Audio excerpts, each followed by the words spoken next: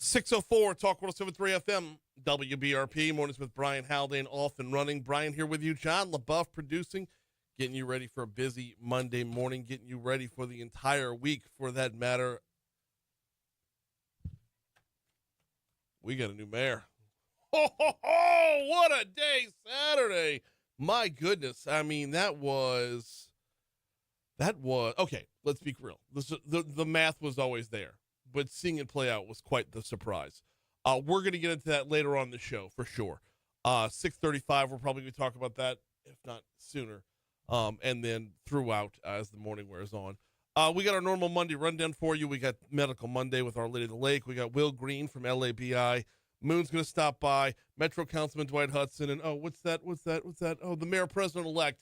He'll be around as well at 8:05. But we start with top stories and trending.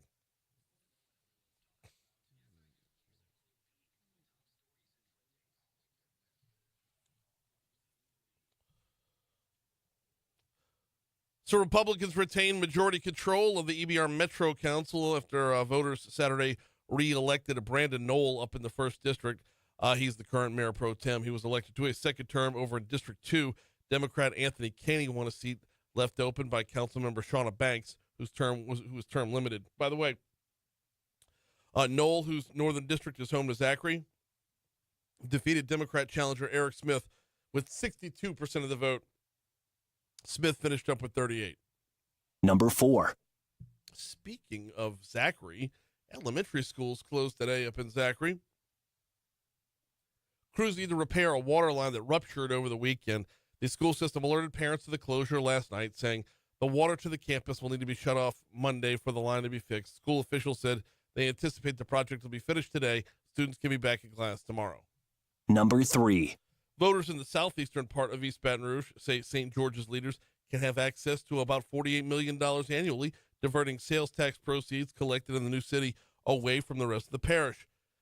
Saturday's vote clears the way for St. George to control money raised with a 2-cent sales tax. Basically, that which is spent in St. George, the 2% sales tax stays in St. George.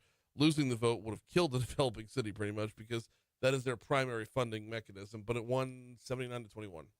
Number 2.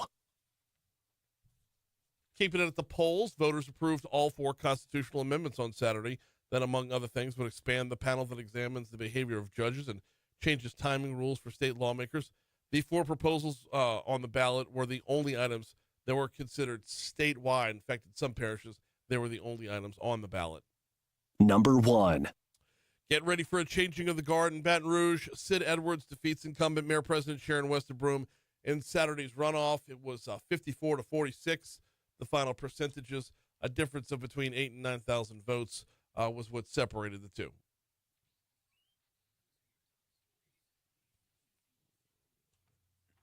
What's trending, John? Well, the man who assassinated United Healthcare CEO Brian Thompson is still at large this morning. Yeah. So I'm not going back on anything that anybody has said about how this guy was not an expert or whatever. Yeah.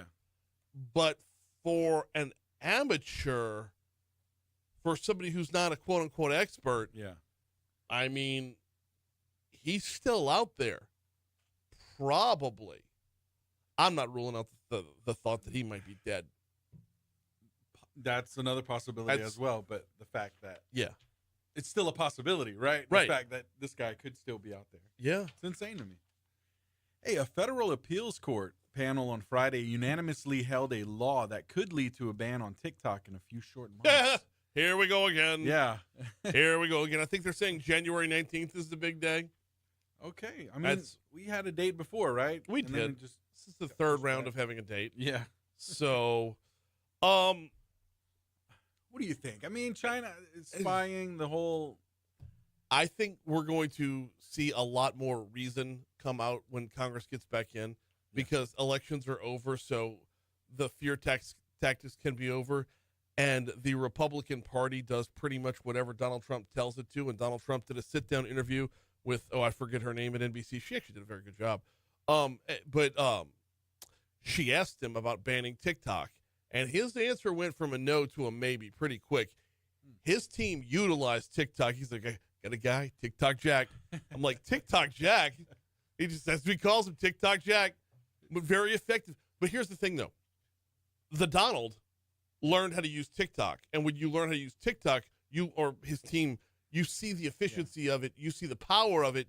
You see where it can go from here. Yeah. And whether you're talking about the effectiveness of getting a message out, whether you're talking about the effectiveness of communication, whether you're talking about the sheer enjoyment of, watching ducks sing along the journey, whatever it might be, whatever you're into. But when you see it all, and the shopping, by the way, but when you see it all come together, it's like, oh, this is, China bad, but this pretty cool. So. Yeah, and I was going to say, I would think he would benefit from TikTok, if anything. So He did. Yeah, absolutely. Hey, in other news, a pair of iconic ruby slippers that were worn by Judy Garland in The Wizard of Oz was stolen from a museum nearly 2 decades ago, sold for a winning bid of $28 million at an auction on Saturday. That's insane, right? Brings us around to our question for Facebook this morning. If you're on the Facebook live chat, I want to hear from you. Is there anything you'd spend $28 million on? And don't say like your family's health. Like, don't emergency surgery. No, nothing practical. I'm saying, is there anything just absolutely stupid in life that like movie memorabilia, anything? Sports, anything like that? What would you spend $28 million on? It's a good question. I can't wait to see the comments. Yeah, we should have some fun with that for sure. We're coming up on our first break. We got a lot of sports to cover. In fact, I know sports runs 2 segments when we got LSU football.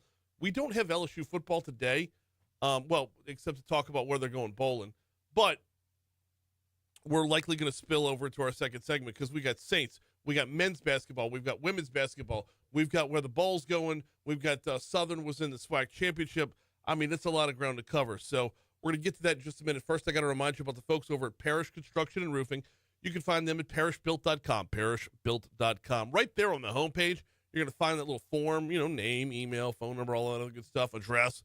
Fill that out. And here's why. Is you don't know if you need a new roof until you have an expert up on your roof to tell you if you need a new roof. That was the case with me. I used Parish Construction and Roofing. Why? Well, because I've seen others. In fact, there's a guy right around the corner from me in Sherwood who used, Brent is the name. He contracted out with Parish Construction and Roofing. And I know the guys there. I know Moscona. I know Terrio. Now I know Zach really, really well.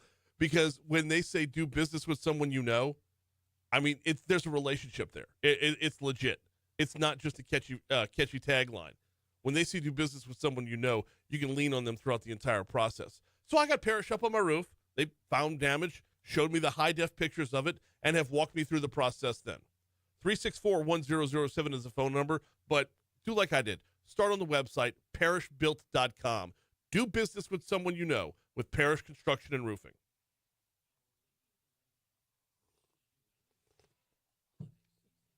That was 1:09.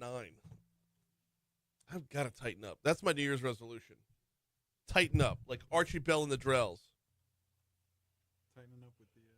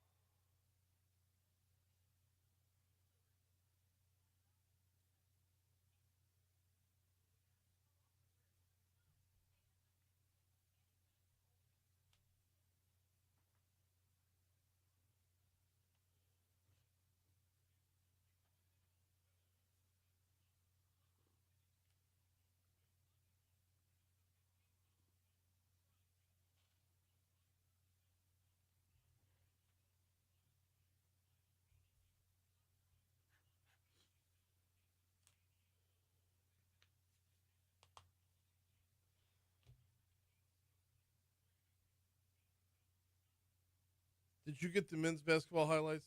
Mm-hmm. 2.7? Yeah. They never sent me the women's, Oh, okay. which I need to get on them for that. Yeah, I got the 17, 18, and 2.7. Yep.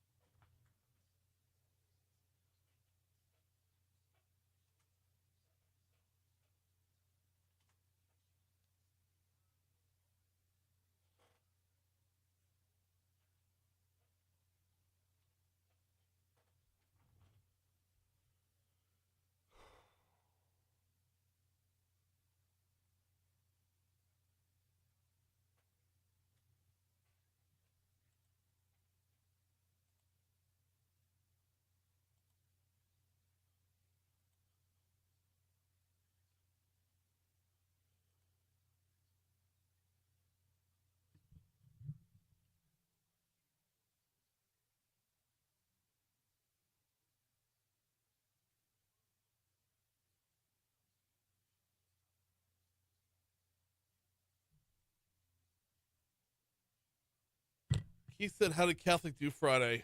Not bad. I mean, they ended up losing, but it came down to a fourth down where they should have punted, and they ended up going for it. It was their season came to a close, though. So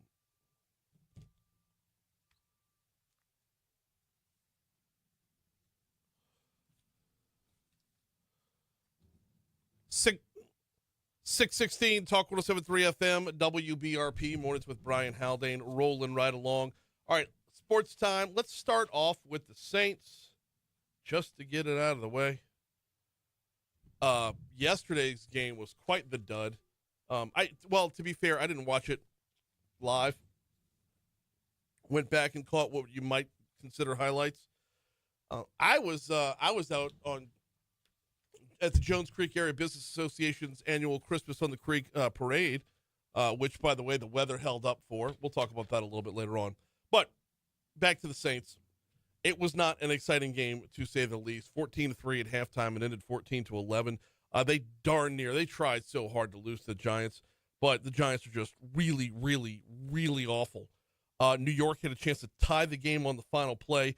Saints defensive tackle Brian Brzee leaped over New York's offensive line to block a 35-yard field goal attempt. Shep and Peyton did a great job, kind of pushing down the long snapper and guard, and then my job was to get up and get down, so jumped up and didn't really work how I wanted to. I kind of buckled on my landing a little bit and just threw a hand up, but man, I got a piece of it, just enough, I guess, and it worked out. So it was a lot more guys doing their job than just me.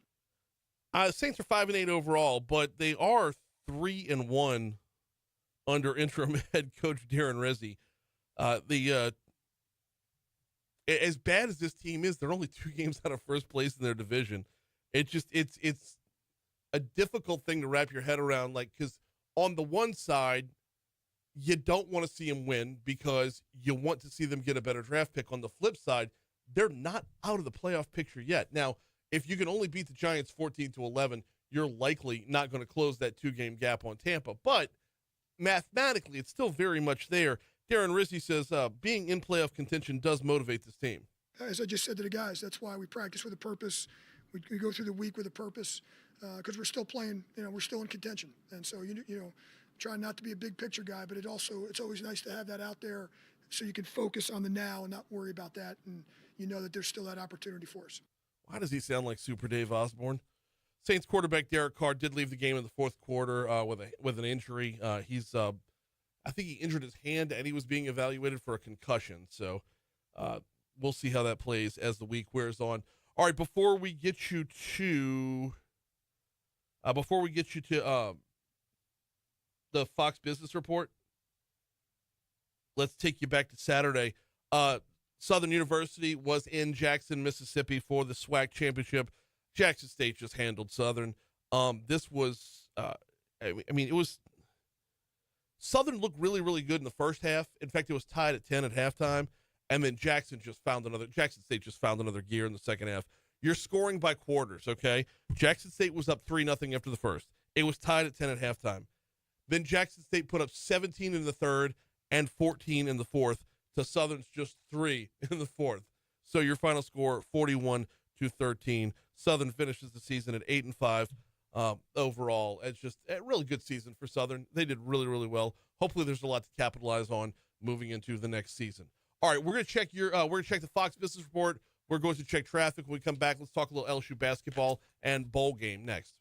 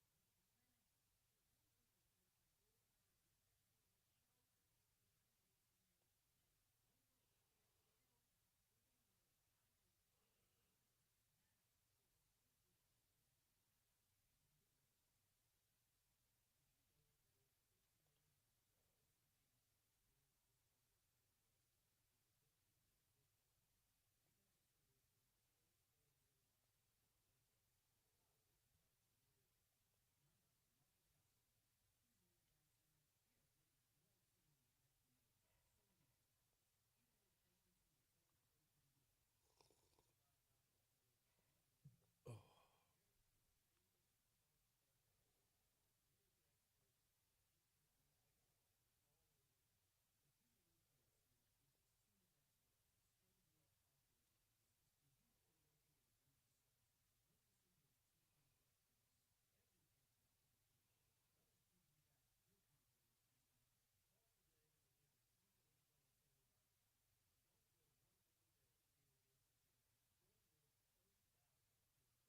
'What the hell?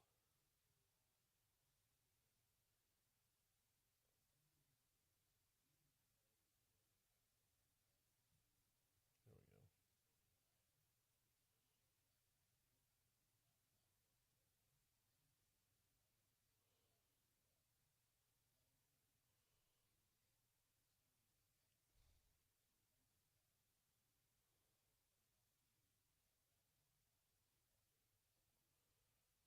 2:30 kickoff on New Year's Eve.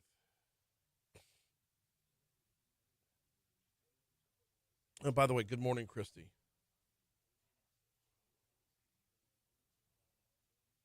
Where is she? I haven't texted my wife since Saturday. It's because we were together all day yesterday, so.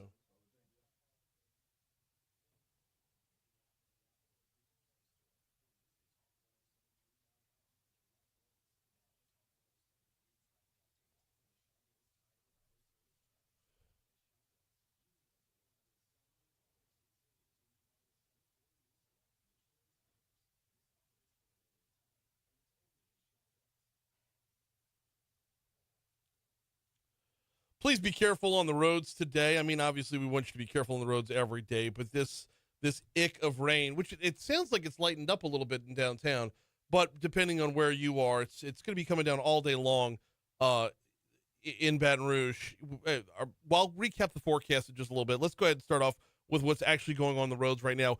We've got heavier than normal volume on I-12 westbound coming in, not starting at Denham Springs, backing it up all the way to Walker. It's going to be slower than normal. Now, not stop and go, but slower than normal. Then clears back up again as you approach the Amite River. It'll slow back down again after 10 and 12 merge when you get to right about, what is that, from College to University Lakes. You're going to see some heavier volume. 10 westbound coming in from Ascension Parish looks great. 10 eastbound coming in from West Baton Rouge looks great. Both bridges look great, and I-110 is clear as well. Okay, I do need to report, though, that there was about 40 minutes ago, a report of an abandoned vehicle in the road, or a stalled vehicle in the roadway, I-10 eastbound in Port Allen. So while I'm not showing any delays coming in from Port Allen, that has been reported. So hopefully it's been moved off the roadway since then, because that was, like I said, 40 minutes ago. All right, on your surface streets, look out for an accident at Mammoth at Needham. You also got a crash Greenwell Springs Road at Wax. And, this one just popped up. A hit and run back up to I-110. This one's off the roadway, though. 110 at Jameson. That's right outside again. That's the exact same spot that was on Friday. Oh, man. All right, well, anyway, it's up there on the board. So not showing any delays as a result of it yet, but be on the lookout for it. That's your look at traffic from the Shawbills Tire Traffic Center.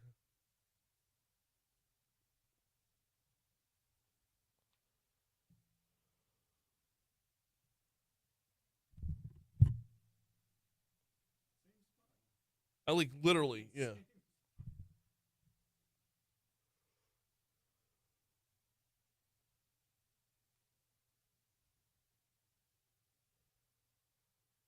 .626 Talk 107.3 FM WBRP. Mornings with Brian Haldane rolling right along.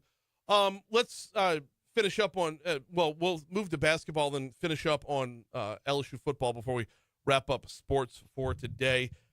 Both men and women were at it yesterday. Let's start on the men's side. LSU welcomed the Florida Gulf Coast Eagles into the Maravich Assembly Center. Now, Florida Gulf Coast is a team that in the past has been dangerous. Florida Gulf Coast is a team that's made a run in the NCAA tournament before. This year's Florida Gulf Coast team really not looking like that, but they did give the Tigers a bit of a game, or a bit of a second half, I should say. FGCU is 3-7 overall, right? They're not super impressive here. 80-71 your final score, though. Tigers led 42-27 at halftime, and Florida Gulf Coast put on a little extra in the second half. From LSU's perspective, you had 5 players in double figures. They were led by Damian Collins, who had 18. Amongst those 18, well, here was 2 of them. Chess throws ahead into the front court. With it is Carter. Carter working against Johnson. Got bumped. Gives it off underneath, and Collins will slam it down. Damian Collins now with 14 points. He and Chest have combined so far for 26 points for the bigs for LSU. Speaking of Chest, he had 12 on the day and 12 boards, so double-double for Corey Chest. Cam Carter and Jordan Sears both had 13. Jai Bailey had 11. And Victorious Miller also had 8. Those were significant scores, leading up to 80 points for the LSU men's basketball team. Over on the women's side, not nearly as competitive, and that might be a bit of an understatement. LSU had Grambling, and give me 1 second here. I'm going to move my website over. Hang on. LSU had Grambling and pulls down a 100-54 win, a 46-point win for the LSU, for Kim Mulkey's Tigers. They're now 11-0 on the season. They have moved up to number 5 in the polls. I'm guessing that's going to keep on climbing. The ladies, Anissa Morrow had 26 on the day. Flaugier Johnson had 20. So that tandem continuing to impress on many, many levels. Also, Michaela Williams was good for 16 yesterday. And Jada Richard had 9. What I'm liking out of this year's women's basketball team is that you got your staples, you got your go-tos, but it feels like Kim Mulkey is 1 or 2 deeper off the bench this year than she has been in years past. One of the things that we saw last year especially is that once you got into the thick of conference play, you had girls who were just getting tired because there weren't enough people getting minutes behind them to spell them for just a little bit. This right now, and I know a 154 victory over Grambling is not a good way to, take away any real information, but you had 10 players play. So that's, and then the names of the girls that came in off the bench are those that we've heard before. So it wasn't like they just played yesterday. But if you can go 8-9 deep, you're going to go a long way in the Southeastern Conference. All right, LSU football. They're headed back to the Texas Bowl. How about it? Does anybody remember the last time LSU football was in the Texas Bowl? Well, then that means the therapy didn't work. As Ed Ogeron was on his way out and Brian Kelly was on his way in. That's when we were in the Texas Bowl last time around, when a wide receiver played quarterback and we had 38 scholarship players. That's the last time LSU was in the Texas Bowl. This time, likely going to be a little bit different. Your details on the game, LSU will play 2:30 p.m. December 31st, NRG Stadium in Houston, taking on none other than Baylor. So LSU gets Dave Aranda and the Baylor Bears. I believe this is the first time Aranda's going to square off against the Tigers since leaving. So both teams were 8-4 during the regular season. This is actually a fantastic matchup, and if you're interested in bowl games, would be a really, really good one to watch. Okay, it's 6:30. Here comes news, traffic, weather. Sid Edwards wins on Saturday. We talk about it next.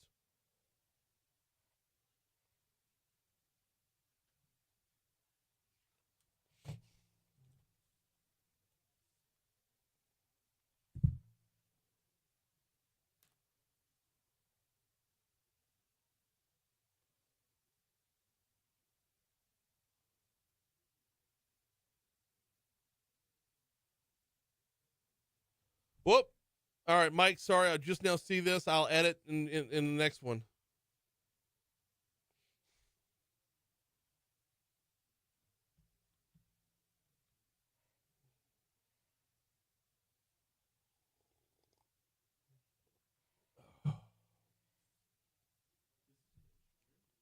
What? Oh, yeah.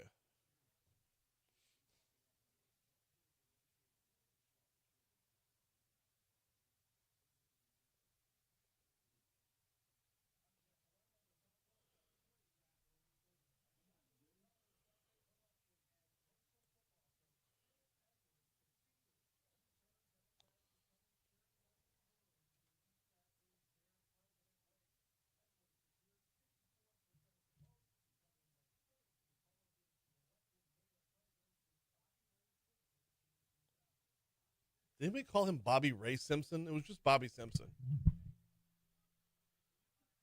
It just makes him sound like a damn serial killer. Jesus, Jeff.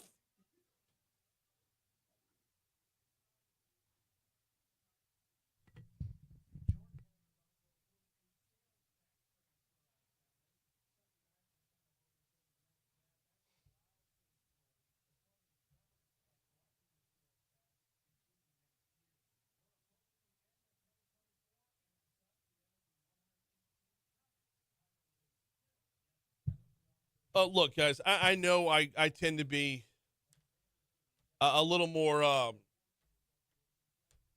Pollyanna about LSU football than most fans. I know most Tiger fans look for a reason to crap on them and call them garbage, like immediately. But this LSU football team was 2 quarters of football away from the playoffs. That's how slim the margin is in the Southeastern Conference right now. If they can make one stop against Texas A&M and one stop against Florida, or convert one more possession against Florida, they're in. They're in. Like, that's the margin of error is so slim right now. And I think this is something we're going to have to get used to. And Alabama's going to have to get used to.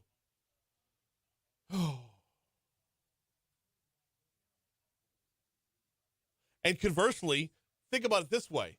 If Lenora Sellers doesn't get hurt against LSU, South Carolina beats LSU and the Gamecocks are in the playoff. Think about that. But we couldn't. I know. But you see where it's at, though. And everyone's in this boat now. Everyone's in this boat where it's a coin toss. And the Mets are paying way too much for Juan Soto. I know that has nothing to do with what we're talking about.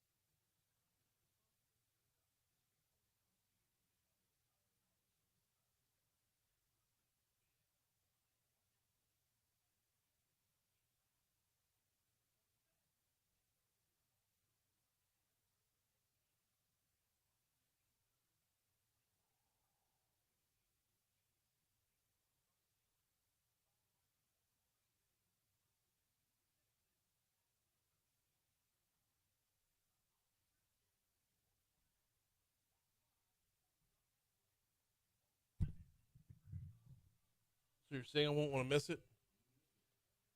Is that what he's saying? Well, yeah, I just acknowledged they were that close to the loss against South Carolina. I don't think we were as close. Well, Ole Miss felt more definitive because, well, I say that, but their star receiver was down, huh? So, like, I'm just, while everyone's in the mood to crap on LSU, just remember that there are other schools out there that are having the same "oh, poor us" moment, like, "oh, we all suck." But it's a matter of how you process it. You were 2 series away from winning, 2 series away from losing. Like, everyone's in this boat now. There is no more we should be on top of whatever because of whatever. Yeah, how bad do you think Ole Miss feels? If Ole Miss gets it done against LSU, then they're in.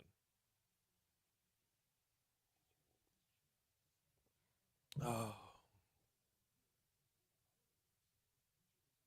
Everyone's a marginal team. That's the point.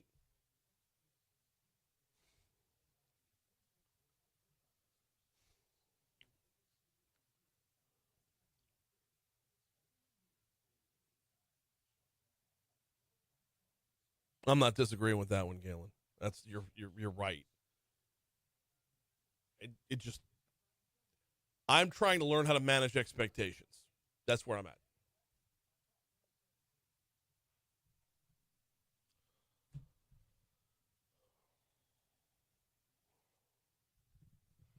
Remember that movie Seven with Morgan Freeman and Brad Pitt? Yep, that's today's forecast. Here's Emma Kate Cowan.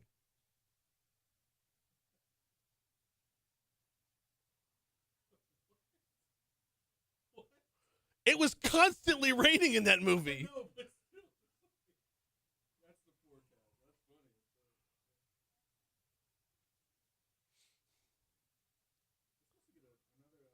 Cold front.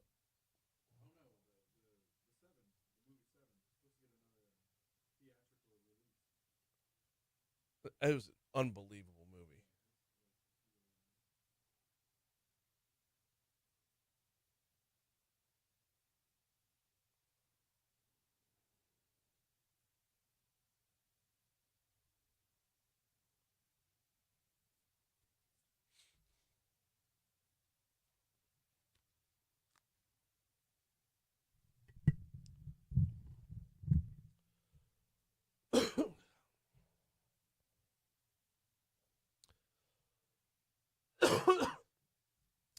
.637 Talk 107.3 FM WBRP mornings with Brian Haldane rolling right along. All right, results came in Saturday night, and Sid Edwards wins it. 54% of the vote going to Sid Edwards, 46% of the vote going to Sharon Weston Broom. Sid Edwards is your new mayor president-elect for East Baton Rouge Parish. That number breakdown is 57,308 votes for Sid, 48,587 for Sharon. So you're looking at a pretty, while it's an 8-point swing on the percentage points, when it comes down to it, was between 8 and 9,000, 5,7,308, not divided by, minus 4,8. I'm sorry, I had this written down upstairs, and I left that notepad upstairs. 8,721 votes was your difference right there. 87-21. Now, over on the social medias, we're seeing every, breakdown of what went right, what went wrong, everybody guessing why Sid won, everybody guessing why Sharon lost. There's a number of posts that I really, really liked, and a couple that I think need to be dispelled. A couple of reasons, well, not just the post, but the reasons behind the post. One of the ones that I saw that was garnering a lot of attention was Southern being in SWAC championship. Southern being in SWAC championship was the reason that Sharon lost, because too many folks from Baton Rouge had gone to Jackson, Mississippi on the day of to go watch football instead of going to vote. Can I please just dispel with that one? Because the attendance at the SWAC championship was 23,765, and if you watched any of the game, the majority of that was Jackson State fans. So unless you can go through those stands and pull out every Southern University fan and A, assume they live in East Baton Rouge Parish, B, assume they hadn't early voted, and C, assume that they were Sharon Weston Broom voters and not Sid Edwards voters. Unless you could do that, I don't think that number was big enough to make a huge difference. What about the Ted James factor? Where was that? Was the Ted James factor the reason Sharon lost? Did his endorsement backfire for Sharon? I don't think you can say that either. I really don't. Because a lot of Ted James's vote, Ted James got 28% in the November 5th election. But a lot of his vote was Republicans being pragmatic. And look, pragmatism didn't work here, okay? Sid Edwards was the man from start to finish, poll to poll. He led the thing. He led all voters, or all candidates after November 5th, and he closed it out. He brought it home. He added 20%, going from 34 on November 5th to 54 on December 7th. So pragmatism didn't work. But a large chunk of the Ted James voters were Republicans. They were Republicans who said, I'm tired of going to the polls every time around and voting for a Republican only to see them get kicked in their head in the runoff. I'm tired of going to the polls every time around, seeing the Republican fare well early on when there's 7 candidates and then get drubbed when there's 2. I'm tired of being Charlie Brown going to kick the football and at the last second, Lucy pulls it away. Because 2 previous elections with Sharon Weston Broom, we saw that happen. And 3 with Kip Holden, we saw that happen. That's 5 straight terms of 4 years. 5 times 4 is 20. If after 20 years, you're not looking to do something different, what do they say the definition of insanity is? Doing the same thing over and over again and expecting a different result? Well, it just so happened that after doing the same thing over and over again for 20 years, the result changed.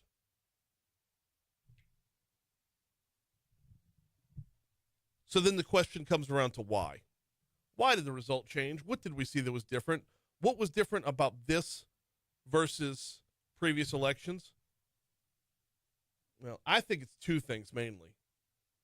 I think that the mayor president, like a head coach, gets too much credit and too much blame when it comes to crime. I don't think Sharon Weston Broom can stop crime. Most of the crime in Baton Rouge is drug-related or domestic. Violent crime, that is. Homicides, that is. The crime we're really scared of is either drug-related or domestic. So unless she's on the street corners busting up deals, I don't think the mayor president's going to put a stop to that.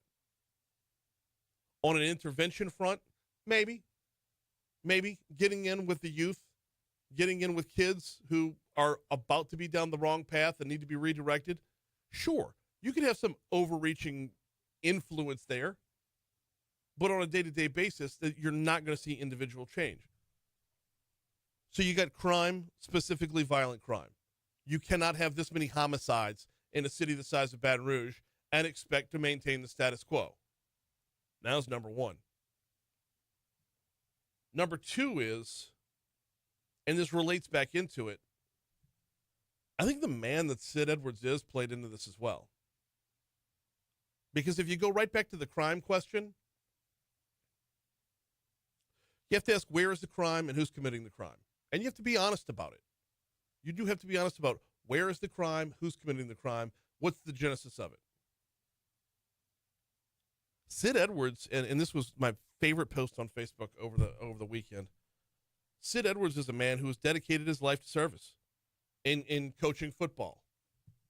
And it's not often you think of coaching football as dedicating your life to service, but Sid Edwards is a man who has dedicated his life to taking boys and developing them into strong young men. This was one of those times where the things you see happen on the football field carry with you for the rest of your life. The things you learn on the football field, what you learn how to get out of yourself. And everyone who was up to a high school athlete, we've all learned these lessons. We've all carried things with us for the rest of our lives. And I think what we saw with this election was someone who said, I'm going to tell Baton Rouge how I'm going to make it better, versus someone who has spent the last 40 years doing his part, knowing his role, filling that role magnificently to make it better. This man has changed lives, to be sure. Well, we're going to talk with Sid coming up at 8:05. I'm looking forward to that conversation because as strong as his campaign messages were and as strong as his support was at the polls, he's just straight up on the clock now. In fact, all of us Republicans are on the clock now because we have a Republican president on the way in. We have a Republican governor with a year under his belt, and we have a Republican mayor. Oh, and a majority Republican Metro Council. If there were ever a time that we're going to get things done and be held accountable for our results, it's now. We are on the clock. Oh, by the way, before we get to the break here, I do want to mention that another reason for Sid Edwards' victory is the state GOP. State Republican Party got involved in this race and threw a lot of weight and confidence behind Sid Edwards.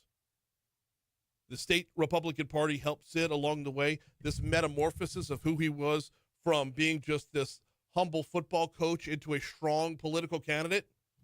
A lot of that came from the state GOP. But more to the point, as a resident of Baton Rouge and a member of the Republican Party, I've got to admit, it felt really, really good to see my state party give a damn about where I'm from. That was awesome. That was fun. It was reassuring, to say the least. So I'm sure all the breakdowns will continue as to whose fault it was that Sharon lost or whose fault it was that Sid won. But don't overlook the man and don't overlook the team. It's 6:47. Quick break. We'll come back next.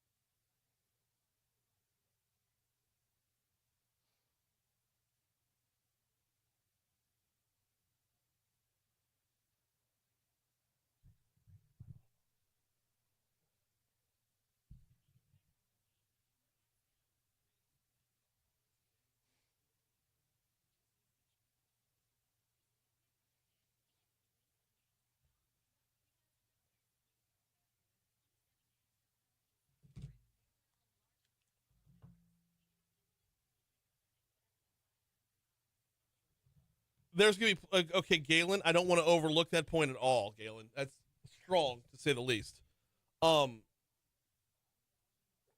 She ran off Dabney, brought in Murphy Paul. But I think she was a prisoner of the moment when she did that. And I'm not going to hate on her too much for doing that, but she stuck with Paul for too long. Let's not forget why she ran off Dabney and brought in Paul. And she basically said it. Baton Rouge needs a black police chief. She basically said that. I think her exact quote was something to the effect of a chief who looks like the people he's policing, something to that effect.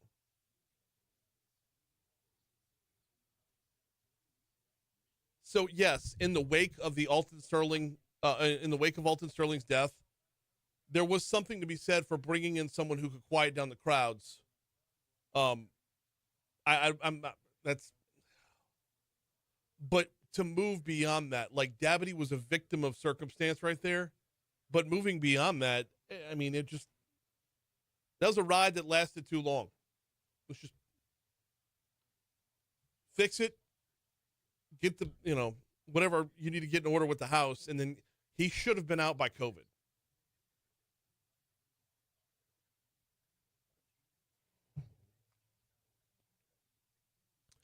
It could also be that Sharon was up against St. George and people don't forget.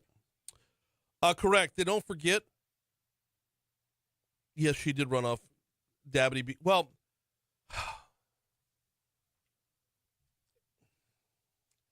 it.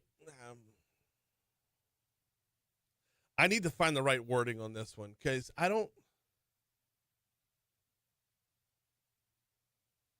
Placating, I think, is a better word than racism.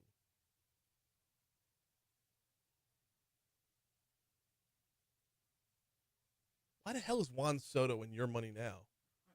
That's the Mets money now, not my money now. I'm going to a Mets game next summer. I have to. I don't care if I fly to New York and fly home the same night. Although those flights don't exist, but still. You don't have to say it, but her motivation was based purely on race. I did say her motivation was based on race.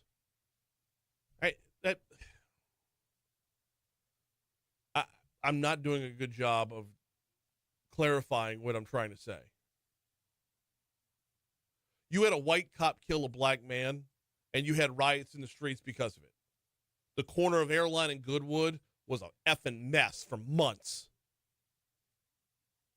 You had some people running peaceful protests. You had some people throwing rocks. But it was a mess. And there was the idea that, okay, all these black people are mad. We need a black person to calm them down.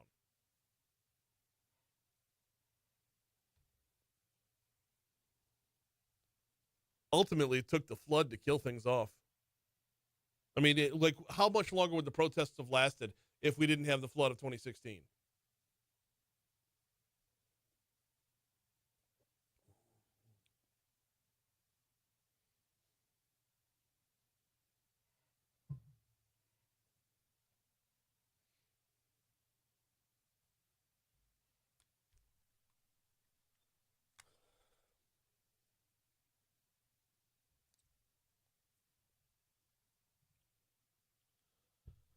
.652 Talk 107.3 FM WBRP mornings with Brian Haldane rolling right along.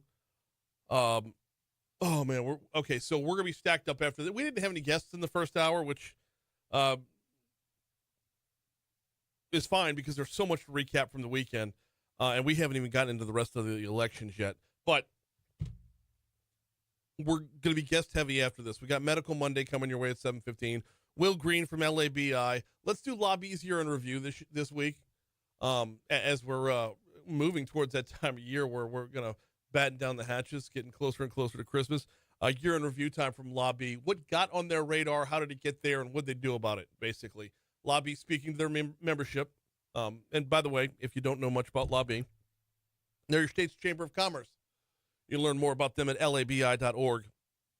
But we'll talk with Will Green at 7:35. And then 8:05, Mayor President-elect Sid Edwards going to be in with us.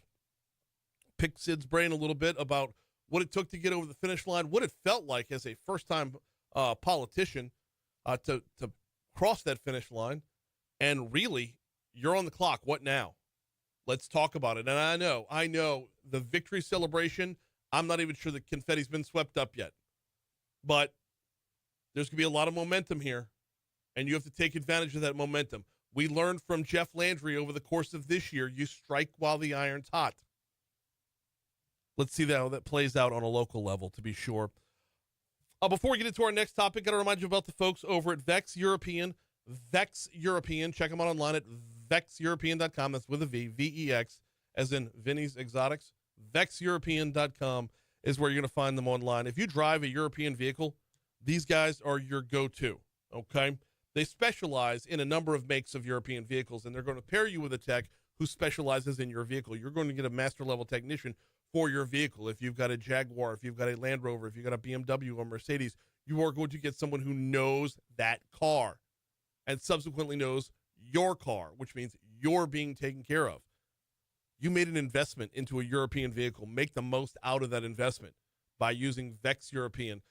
Same day or next day service. They've always got specials on the website. Check them out at vexeuropean.com. I did want to check in up in D.C. real quick. You heard that story from Louisiana Radio Network at the bottom of the hour. Jeff Palermo had that story. Talk about the Farm Bill. I do want to get to that, but I can't help but spend a couple minutes on the St. George election as well. By the way, Mondays with the mayor, St. George's mayor, Dustin Yates, joins us most Mondays at 5 p.m. unless scheduling conflict pops up. Today's show should be on as scheduled. But Mondays at 5 p.m., you catch Mondays with the mayor right here. I'm the facilitator, I guess you would say. But this is all about building the city of St. George. It's all about answering your questions about what goes into the city. Where do I go for this? Where do I go for that? It's a big day Saturday for the folks in St. George. 79% of the folks who voted in this election voted in favor of transferring the 2% sales tax to run the city of St. George. I think my biggest concern about this particular election is that 21% didn't. 21% of the folks in St. George, nuts. 21% of the folks in St. George voted against funding their own city, and I don't understand this at all. I mean, it was 5,654 people who voted no. But what you were going to the polls to do on Saturday was fund your own city. Make sure you have someone to replace broken streetlights. Make sure that your roads are being taken care of. The lawns in between your roads are being taken care of. Make sure your litter's being picked up. All the little things that go into a city. And I mean, I know that the day-to-day is still being worked out as to what the city parish will cover, what the parish will cover versus what the city will cover. But all that needs to be funded somehow. And that 2% sales tax is the funding mechanism for it. So even if you voted against the city of St. George also many years ago, 6 years ago, whenever it was, 2019, approaching 6 years ago. Even if you voted against the city of St. George then, you're really cutting off your nose to spite your face to not fund the city that passed. It's like saying, I didn't like it, so I'm not going to fund it. Well, what do you hope to get out of that? It is a city. Supreme Court says so. The people have said so. Why would you not vote to fund it? And there also might be the possibility that some folks did not understand what was on the ballot. I get that. There might be the possibility that some folks looked and said, 2% sales tax, I'm not voting for that. My sales taxes have already gone up because of the state legislature. But your sales taxes weren't going up. It was a transfer. 21% felt like a high number to me to vote no. By the way, Metro Councilman Dwight Hudson is going to be on with us at 8:35. In fact, he just texted he's going to be in studio. So looking forward to that. That's one of the things we're going to talk about with Metro Councilman Hudson is not just what St. George is going to do with the money, but what the Metro Council is going to have to do without the money, among other things. We'll talk with Dwight coming up at 8:35. All right. The Farm Bill has not yet been reauthorized. And they need to do so in this lame duck Congress. Louisiana Radio Network spoke with Buck Vanderstein. He's the executive director of the Louisiana Forestry Association. When talking about the Farm Bill, he says this is an absolute imperative. That Farm Bill is such an inclusive piece of legislation that is so vital to our food, fiber, and national security. The national security part is, I believe, pretty important as well. I think most would agree with that I'm completely understating it. By the way, only 20% of the Farm Bill goes to farmers, ranchers, foresters, and land-grant universities. The remaining 80% goes towards nutrition programs for feeding hungry children and adults. The Farm Bill needs to be reauthorized every 5 years. Vanderstein says Congress is severely behind schedule. The last 5 years ended in 2023. So here we are in 2024. We're already a year overdue. And without the reauthorization, what would that mean for a lot of the resources that are out there? It's the uncertainty of funding and the programs that are in the Farm Bill that can benefit landowners in restoring lands from wildfire, hurricanes, and things of that nature. It'll be on the table for topics tomorrow with Congressman Troy Carter when we do DC Current presented by LABI. Hour 2's next.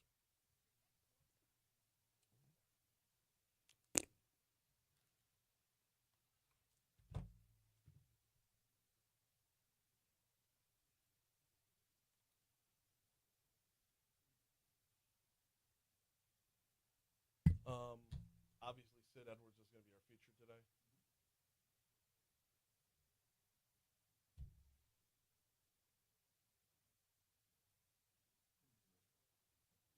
Yeah, go for it.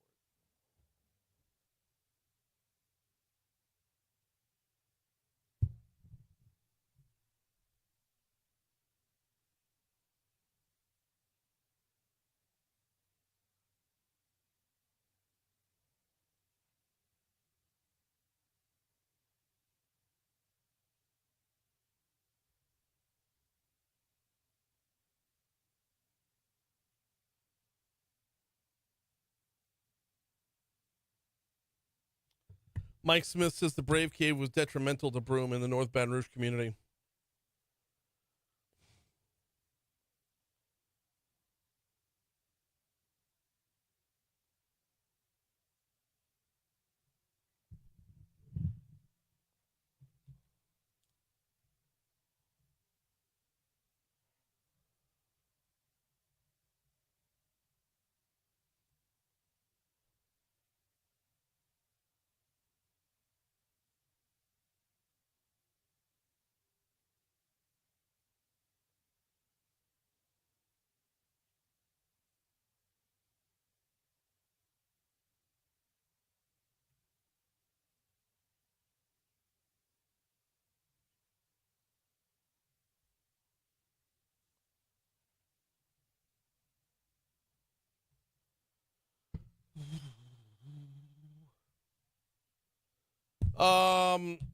Galen says, as I recall, her desire to remove Carl Dabney came before the Sterling cluster.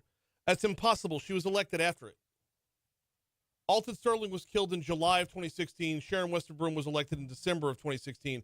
Holden just became like persona non grata that entire time. He just hit the back burner. Hey, you want to get yourself in trouble? You want to get B, 5,700 plus days. It's the first Monday I've been this excited since the Saints won Super Bowl 44. That Monday when I had to come in here. How about that, baby? And I want to thank the 48,000 idiots who voted for Broome. How is that your first three sentences? Oh, you're going to stop all listening to me celebratory now. all the time. They won't listen to me now, B. All celebratory all the time. Rich. Amen. And thanks for the bad weather. Yes! Yes! I like the people blaming the SWAC championship game. Hey, Rich. You only got 18,000? 23. I looked it up. It was 23. And you're going to tell me none of those were Jackson State fans? It's beautiful, man. I went to Be Quick, bought a $10 bottle of champagne. I was in the backyard. Sue goes, you're an asshole. That was the champagne, y'all. That was not. Definitely the champagne. That came But later. once she fell asleep. Hey, Rich. Oh, no. No. Trouble this morning? Sure. Walker Howard's back in the transfer portal. Hugh Freeze has got to go after him so the headline can read Auburn picks off Howard again. Hey, that's better than what I was going to tell you. What? No, One transfer for every interception his dad threw. Just Daniels won the Heisman a year ago today. Oh! That was today. All right.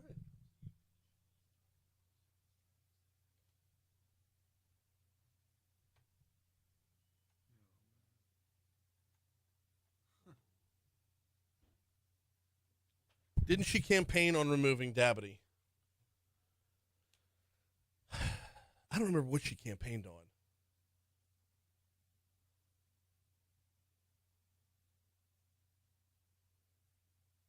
I remember that election being a referendum on Bodie White.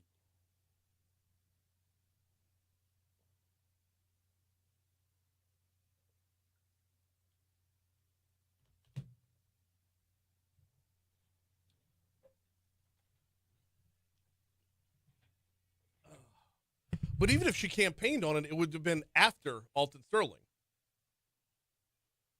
I don't remember what she was campaigning on before he was killed. Honestly, who remembers anything that happened leading up to the flood?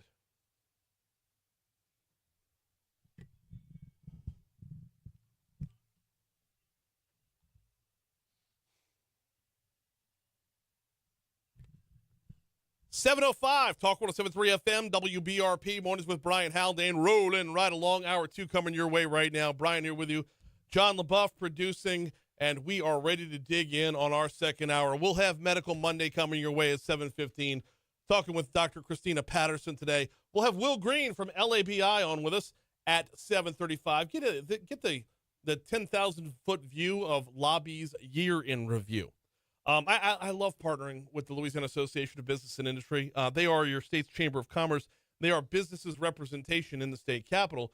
And their process I always find fascinating. They speak with their members on a regular basis, and what they learn from their members, they take to the legislature, or they help piggyback off of legislation to get things done for businesses in Louisiana. So about this time every year, we like to take a look back and say, what did you find?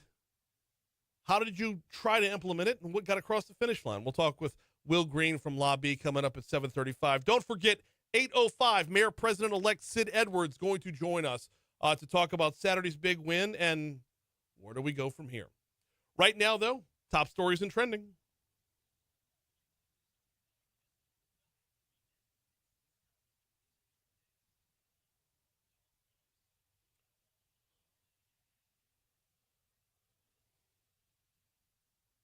Number 5. Let's start off up in Zachary. Zachary Elementary School shut down today. Why? They need to repair a water line. Our news partners at WBRZ reporting that Zachary Elementary School will be closed so crews can repair a line that ruptured over the weekend. The school system alerted parents of the closure last night, saying the water to the campus will need to be shut off today. They will be back in school tomorrow. Number 4. Brandon Knoll forced things into a runoff. Made everyone nervous. Brandon Knoll was in a runoff on Saturday and won that bad boy easily, 62-38. Your Metro Councilman from District 1 does retain his seat. He's also the current mayor pro tem. That'll be back up on the table come January. Meanwhile, there was another Metro Council race going on Saturday. Anthony Kenny beat Eugene Collins over in District 2. So those were the only two Metro Council seats that were left floating into Saturday. So Knoll hangs on, which means that Republicans hang on to the majority in the Metro Council. Number 3. Keeping it with the polls, voters in the southeastern portion of East Baton Rouge Parish went ahead and adopted that 2% sales tax. We're talking about the city of St. George. They now have the funding mechanism with the vote that 2 cents transfers over. It's going to mean a city budget of about $48 million annually. Number 2. All 4 constitutional amendments passed on Saturday. By varying rates, but 2 of them involved timelines on the state legislature. One of them was about judicial oversight. The 4th one, my eyes glazed over every time we talked about it. But they all 4 passed. Actually, we're going to take a couple of segments over the next few days to break down what their implementation looks like, what the ramifications of these passages actually is. Number 1. Get ready for a changing of the guard in Baton Rouge as Sid Edwards defeated incumbent Mayor President Sharon Weston Broome in Saturday's runoff. 54% to 46%. It was a difference of 8,700 votes and change. We are a little bit less than an hour away from our first interview with the Mayor President-elect.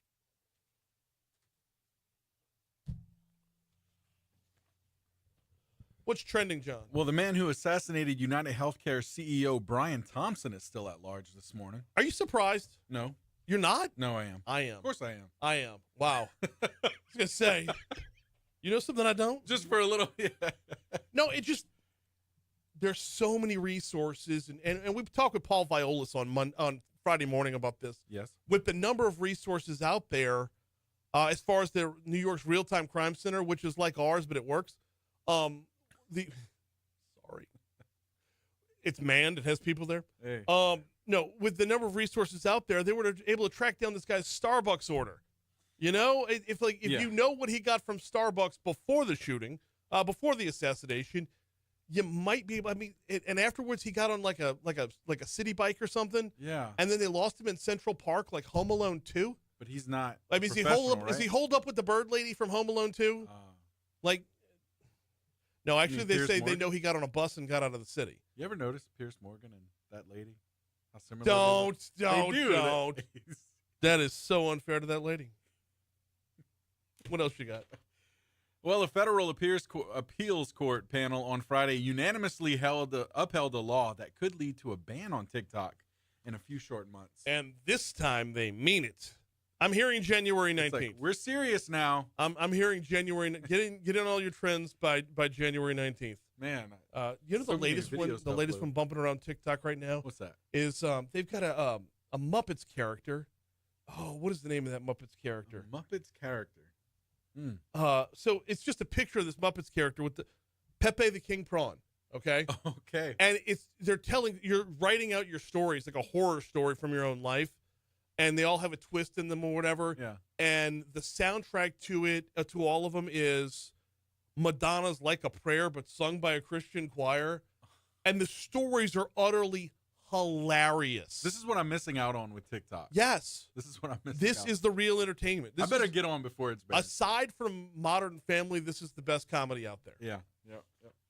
Hey, look, a pair of iconic ruby slippers that were worn by Judy Garland in The Wizard of Oz and stolen from a museum nearly 2 decades ago sold for a winning bid of $28 million at auction on Saturday. All right, so we need to re-ask the question for Facebook because we got to talk about the mayor's race on Facebook and never even got into what in the world would you spend $28 million on? Obviously, some kind of medical emergency for a family member. I understand that. Yes, we get that. Like, I understand anything real. But what would you spend $28 million on? I don't even think I'd spend $28 million on a house. Yeah, in regards to memorabilia, that. Right. I don't know. Maybe unless you, like, park a DeLorean outside the house or something. I don't know. But even then, that's 2 purchases, not 1. Right. And it would have to be the DeLorean from Back to the Future. From the movie. That's what I mean. With It has Michael to be- J. Fox still in it. Okay.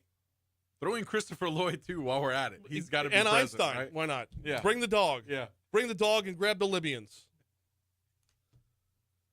But You know, 28 sometimes million. I don't know how we got from point A to point B. Oh, $28 million for the slippers. Yes. Yes. I mean, it's slippers. $28 Judy million. Garland or not. I mean. And they're not even real rubies. They're just sequins. They're red sequins. Like, This is the thing though. When you have that much money, it's like 28 million. yeah. Whatever. Yeah, I know. It's a conversation piece in the living room. Yeah. And who am I to say what somebody can and can't spend their money on, right? But still, I guess you would think. I mean, $28 million for a pair of ruby slippers is a way better use of disposable income than what, say, Jay-Z or Diddy used with their money. Coming up on 7:13 at Talk 107.3 FM WBRP, we're going to take a quick break and hit Medical Monday next.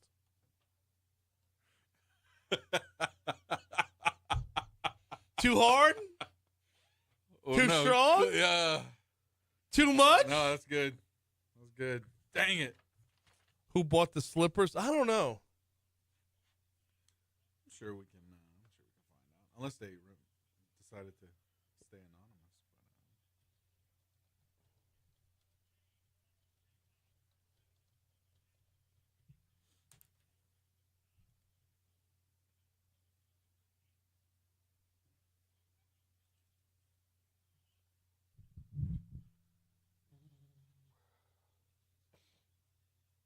Oh, Medical Monday's pre-recorded, y'all.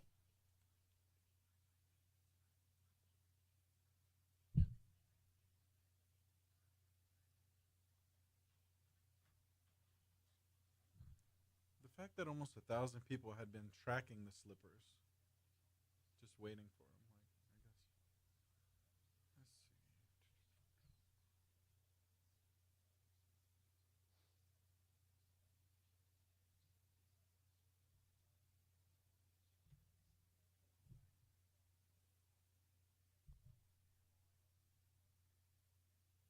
see. That says I would first have to understand the fact that I would have 28 mil. Yeah, I don't think I can wrap my head around that. Yeah, like you just have 28 million of disposable income. Right. I mean, just a drop in the bucket. Right. Like, I mean, if I had that kind of money, y'all already know my answer. I'm building a minor league baseball park. that'd be pretty rad. Yeah. Riverfront minor league baseball park, just north of Queen Casino.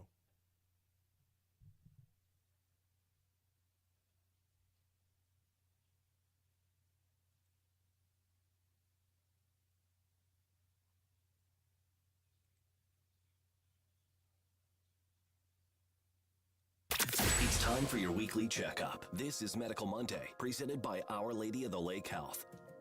Yes, it is time for Medical Monday, and this week we're talking with Dr. Christina Patterson, an internal medicine physician with Our Lady of the Lake Physicians Groups. We're going to talk about the importance of continuity of care, especially among minority populations. Dr. Patterson, good morning. Welcome to Talk 107.3. How are you today? Good morning. I'm doing well, Brian. How are you? I'm very well as well. Okay, continuity of care. What does that mean?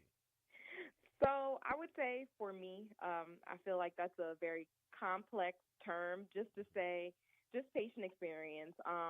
When a physician says continuity of care, it basically means that we want the patient's experience to be quality over quantity. We are basically the patient's home base for medical care. So we are juggling all the providers, all the specialists, all the social workers, everything that's going on with the patient. We are juggling that as primary care physicians. I think that it's important for minority populations, especially because they may not have access to adequate care or feel that they're having experiences where time is their main factor when they see providers more so than quality of care. So continuity of care is pretty much the basis of what a primary care physician does. Okay, so when you say quality over quantity, yes. and the access to care adding into this, basically what we're trying to avoid is a hodgepodge of different doctors all over the place, keeping things streamlined. Yes, basically. So I would say for me, if I keep things within my system, I am always getting all the notes and lab results and tests for all of my patients. I choose to from every specialist that they see. If they go to the ER, just because I want to keep abreast of what's going on with my patients.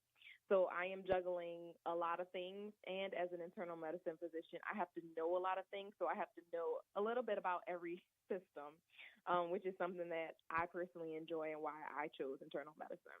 I mean, it makes perfect sense, though, because if you're putting together a puzzle and you have a bunch of pieces and another doctor you're never going to get to talk to has a few pieces, you're never going to be able to complete that puzzle because there's pieces you don't know about. Correct. So it can definitely get a little muddy sometimes. I try to keep the bigger picture of what's going on where, specialists will stay within their lane. A pulmonologist will stay within their lane. A cardiologist will stay within their lane. But I try to keep an overview, a bird's eye view of everything kind of going on with my patient. Makes total sense. Now, what specific barriers do you observe that minority patients face in maintaining that continuity? Gotcha. I would say the largest barrier is likely financial, something that is a little bit difficult for me to control. A lot of patients, when they have to see specialists, will have to pay for copays, and a lot of patients can't afford copays. I had one patient that they were asking for a $100 copay just to get a screening colonoscopy done. And that was out of my patient's budget. So I feel that discourages patients from wanting to get preventative care, such as colonoscopies, mammograms, things of that nature, just because they are hesitant about the cost that it may be out of pocket for them. We're talking with Dr. Christina Patterson about continuity of care. And, when you look at it through a wider lens, if you zoom out on that, I mean, not getting the preventative care actually ends up costing more in the long run. Correct. You hit that right on the head. It definitely does. And I try to emphasize that to my patients, but at the end of the day, I can't tell my patients what's best for them.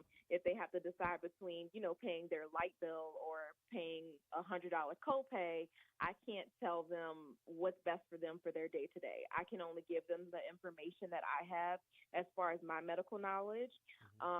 But of course, we always try to give our patients extra resources like our social workers in our offices and things like that to try to help the patients.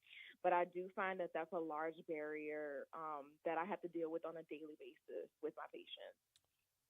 So how do you foster long-term relationships with patients to ensure that they feel comfortable in keeping that relationship going and prioritizing the care that they need? Gotcha.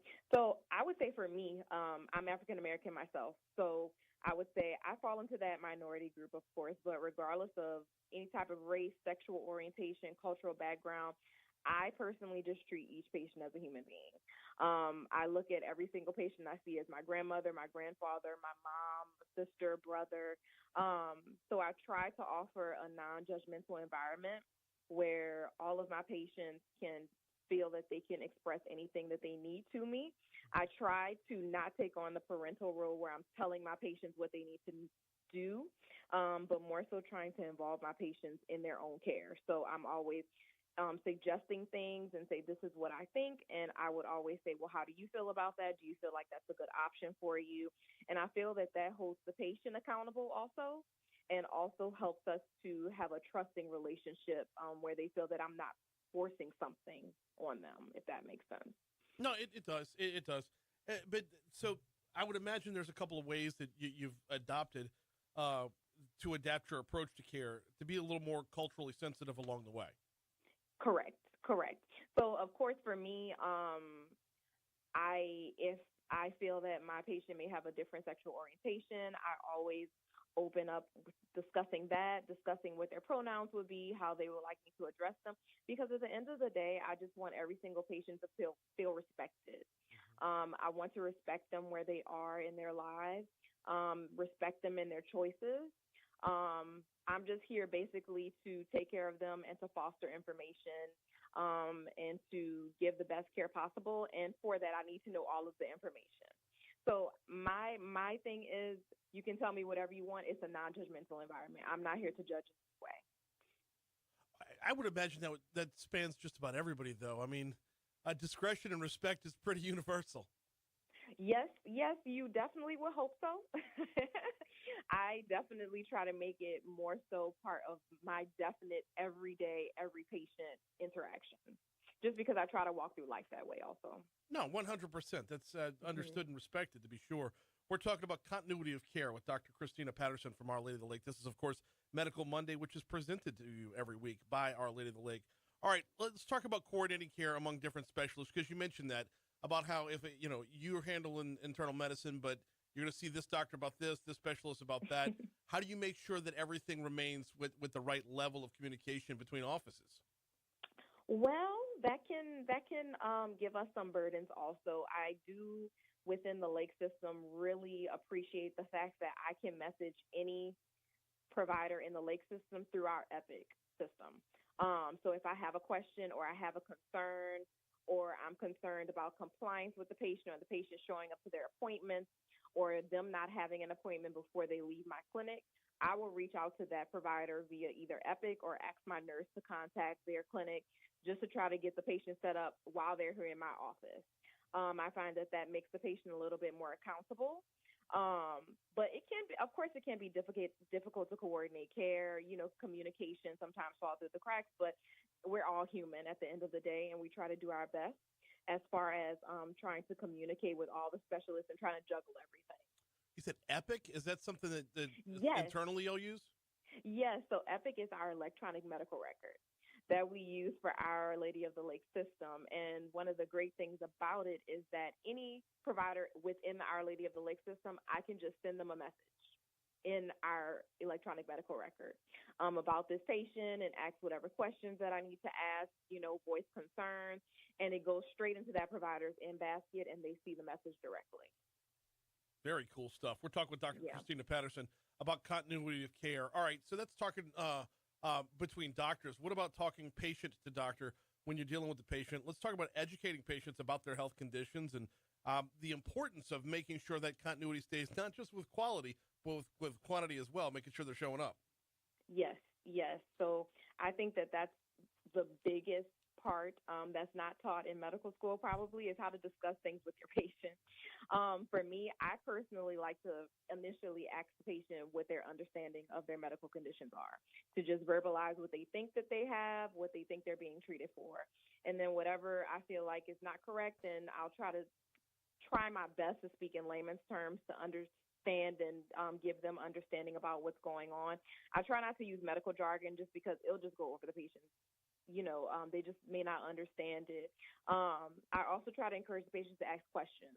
So before I let any patient go and throughout the exam, throughout us talking, I'm always asking the patient, do you have any questions? Just so I can make sure that I am clarifying and that they don't leave the clinic confused in any way. And then I always tell them, if you need to get in contact with me, you can always send me a message, via our electronic medical record if you have any questions, just so I can clarify. And I try to give them handouts also, just so they can have, some reading and information on their own, so they don't have to go to the internet necessarily. The internet is a dangerous place for Yes. for self-diagnosis, to be sure. No, that's been a running bit in this segment, is that you give me a symptom in the internet and I've got everything. Yes, and you would be surprised how many patients come in saying, I typed this in and I think I have this. So I try to educate them and say, let's not go to the internet. If you have questions, just come to me, and I will, to the best of my ability, try to give you as much information as possible. But the internet can definitely be someplace where there's a lot of misinformation. Let's talk a little bit about that feedback, because communication is a two-way street here. So It is. when your patients are coming to you with feedback, not just about what they've got going on, but about how you're received, actually. Yes. How do you utilize that and make the most out of it? So I do think that Our Lady of the Lake does a really good job of assisting physicians, nurse practitioners, physician assistants with receiving feedback from the patients after their visits. I believe, if I'm not mistaken, the patients get sent surveys, and then we receive the feedback from the surveys, and then I just like to see how I can improve my practice. I know in our meetings that we go over those surveys just to see what we can do as a clinic, as a physician, as other providers can improve our everyday, processes with, small things from checking the patient in to how long they have to wait in the waiting room, being seen by the physician, communication after their clinic visit. So I always encourage my patients, if they don't agree with something or something has happened, to verbalize their concerns to me, just so we can try to figure out what's going on and try to address it to the best of our abilities. The best of your abilities. That's the hard part there, because it can be so individualized, can't it? It can be. It definitely can be. And of course, as you walk through life, everyone knows that every single person is not for every single person. Right. So, of course, if a relationship does not work out, we are always trying to make sure that we get the patient with the provider that they feel the most comfortable with. So, of course, there's some subjectivity to it, but we try to address it with the patients to make sure that all of their concerns are met. That's going to be an awkward, it's not you, it's me sort of conversation. Yes, definitely. But we try to, make it work the best way we can. Of course. Dr. Christina Patterson, I can't tell you how much I appreciate it. Oh, if folks need to set up an appointment either with you or establish with another primary care physician, where do they call? Definitely. They can call 225-765-5500, which is the main scheduling number for Our Lady of the Lake Primary Care Physician Group. She is Dr. Christina Patterson. I appreciate a couple minutes this morning. Great stuff. Thank you, Brian, so much. I appreciate you having me. 728 at Talk 107.3 FM, WBRP. We got news coming up in just a little bit. Do need to remind you about the folks over at Mathern's. Not too late to get your Christmas party catered, y'all. Mathern's has got you covered. If you've got the Mathern's Rewards app, it's even easier, by the way. They're on Nicholson Drive. They're in the Nicholson Gateway Shopping Center, directly across the street from Tiger Stadium. So if you needed to order some platters and you wanted to stop in, you could do that. Yes, if you were on matherns.com, you can order your platters there. Or if you open the Rewards app, you'll see catering and meals right there. And they've got, 20 breakfast catering trays, but 53 party catering trays. So whether you want some finger sandwiches, whether you want some mini muffaladas, whether you want chicken fingers, or they've got all kinds of hot party trays, boudin balls, egg rolls, fried catfish, you name it. They've got you covered at Mathern's, on the Mathern's web app, I should say. And oh, by the way, don't forget, you could use your Mathern's Rewards app every time you shop to earn cash towards more groceries. They're downtown on 3rd Street. The catering is handled out of the LSU location. It's Mathern's. All right, we got just a little bit before we hit news here at the bottom of the hour. On the back end of news, we'll check traffic, we'll check weather. Yes, we're expecting rain all day long today. All day long today. It is going to be dreary out there, to be sure, today and a little bit tomorrow as well. And then that's going to reinforce the cold. Emma Kate Cowan will have your forecast after we check news and traffic here at the bottom of the hour. Will Green coming up after news. Don't forget, we've got Mayor President-elect Sid Edwards going to be in with us at 8:05 this morning. Going to sit down with, going to chat with Sid about what now. You won. What now? Where do you get started? How do you put together your team? The works. We're going to cover it all here with Sid Edwards coming up in just a little bit. I mean, his campaign was primarily on public safety. So how do you go about attacking that first and foremost? We'll have the chat. I mean, it's going to be a lot of ground to cover. And, oh, by the way, after Sid, we'll talk with Moon Griffon. After Moon Griffon, Metro Councilman Dwight Hudson will be in studio. All that's coming your way next on Talk 107.3.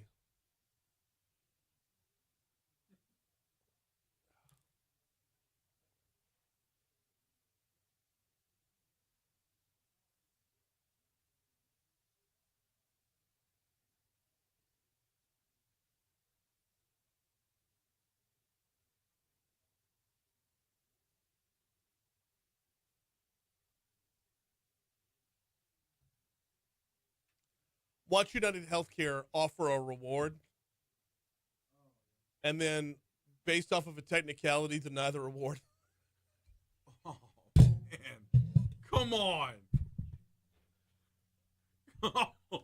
That was just for you. Am I on Facebook? Did they hear that one? Of course Okay, you're on Facebook. Of course you're on Facebook.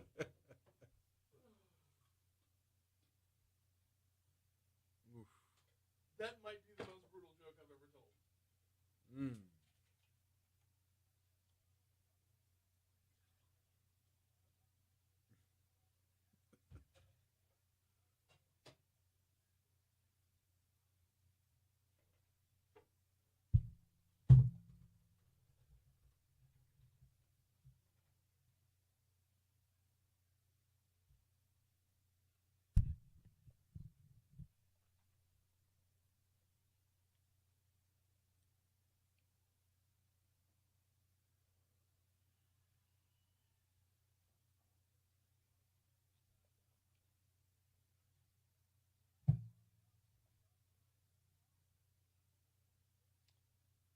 Don Molino, my guy.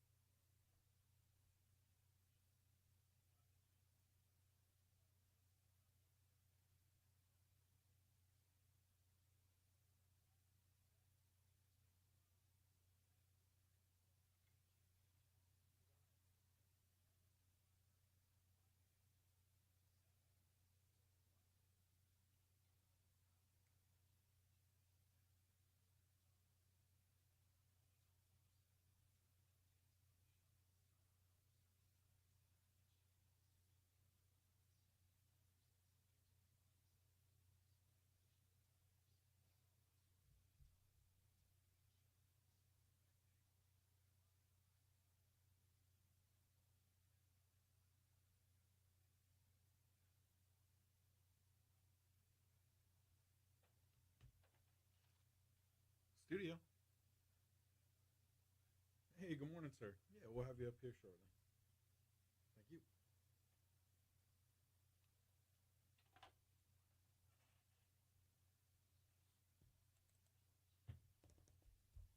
That's Will. Oh, man.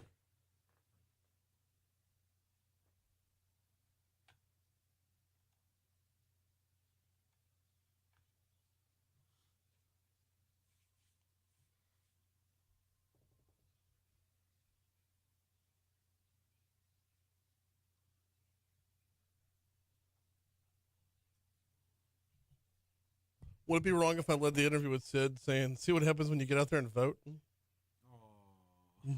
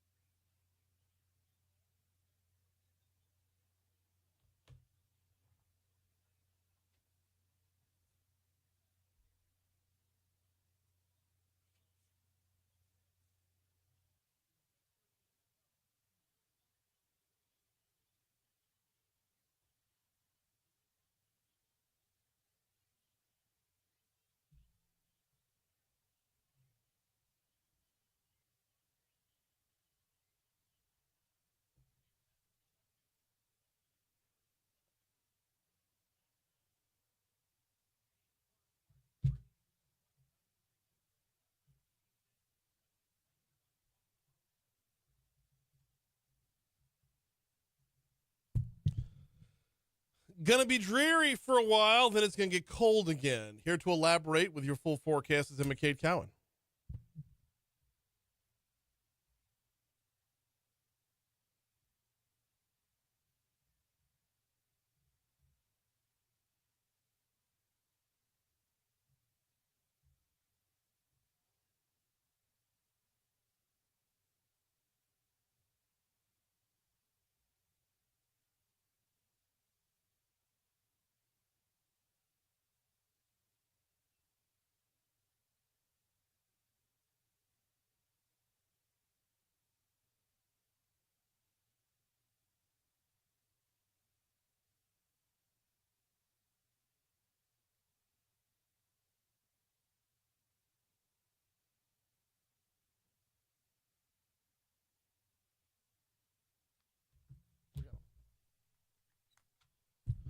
Coming up on 738 at Talk 107.3 FM, WBRP, mornings with Brian Haldane, rolling right along. Every Monday at this time, we check in with the folks over at LABI, the Louisiana Association of Business and Industry. Their president and CEO, Will Green, joins us now. Will, how are you, man? Brian, good morning. I'm doing well. Glad to have you on this morning. I know we're getting close to the end of the year, and I like to get a good, about this time, a decent recap from LABI because, y'all get highlighted a lot during the legislative session, to be sure, but the work that goes in to get to that point, I think, kind of falls between the cracks, the making of the sausage, if you will. So you care if we take a couple minutes to kind of recap the year in review? Yeah, so look, it's hard to believe it's 2024 is coming to an end. Sometimes it seems like it was a year that kind of woke up and it flew by, and sometimes some days it seems like it took forever. And so it was a interesting year that I feel like we got a ton accomplished. It was a year where we saw a new governor come in, a new commissioner of insurance, a new attorney general, new leadership in the House and Senate, and all, I think with a mandate for change in Louisiana. And so it was an exciting year from that standpoint. We instituted our LA-driven strategic plan, and so that was exciting. I think we got a lot of things accomplished there. We've still got a lot of work left to do in order to move Louisiana forward. But I think as we look back over this year, we've got a lot to be proud of. We moved the needle significantly to make Louisiana a more attractive state in a lot of different areas. And so I think as we look back over 2024, we've got a lot to be proud of. We're talking with Will Green, President and CEO of LABI, your state's Chamber of Commerce. You can check them out at labi.org. All right, well, what are a few of the, just highlight a couple of them for me, of the things that got across the finish line that y'all are proud of? Sure. So, coming into 2024, right, we knew we needed to address our education system and improve our K-12 education. We knew we needed to better align our economic development tools and make Louisiana more attractive from an economic development standpoint. We knew we had to improve our tax climate, from 42nd in the country, as well as insurance, right? We're the highest cost state in the country for car insurance, and we're double the median state for property insurance. And then we had to address safety and resiliency. We talk all the time. We have one of three of the top 10 violent crime cities in the country, right? Baton Rouge, New Orleans, and Shreveport. And so if those are the things that we know we have to address coming into 2024, and really those aren't things you can all address in one year, but we know that's a starting point, right? Those are the foundational things that we know we need to address in Louisiana in order to be an economic force across the South. And so if you kind of look at those four buckets and say, okay, how did we do, and what's the report card in 2024? I think it was incredibly successful, right? We started with education early on in the regular session and passed a historic education savings accounts bill. We advocated for better corporate charter bills to better align our businesses with charter schools to give parents and students an option there.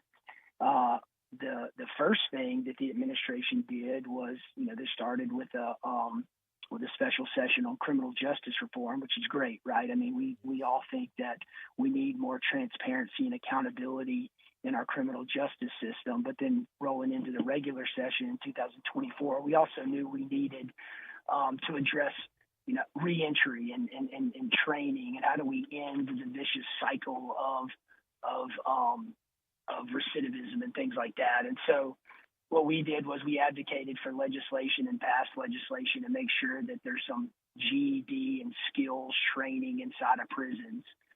We advocated for legislation that ensured that upon release from prison, an ex-offender has access to birth certificates and ID cards, right? And so the reason that's important is because when an ex-offender leaves prison and goes to apply for a job, those are the things that they need, right? I mean, an employer says, where's you filled out a job application, but I need an ID or a birth certificate or some form of identification. And I think, Brian, you and I take for granted we have those things. Well, a lot of ex-offenders don't, and so it just makes it that much easier to fall back into that life of crime.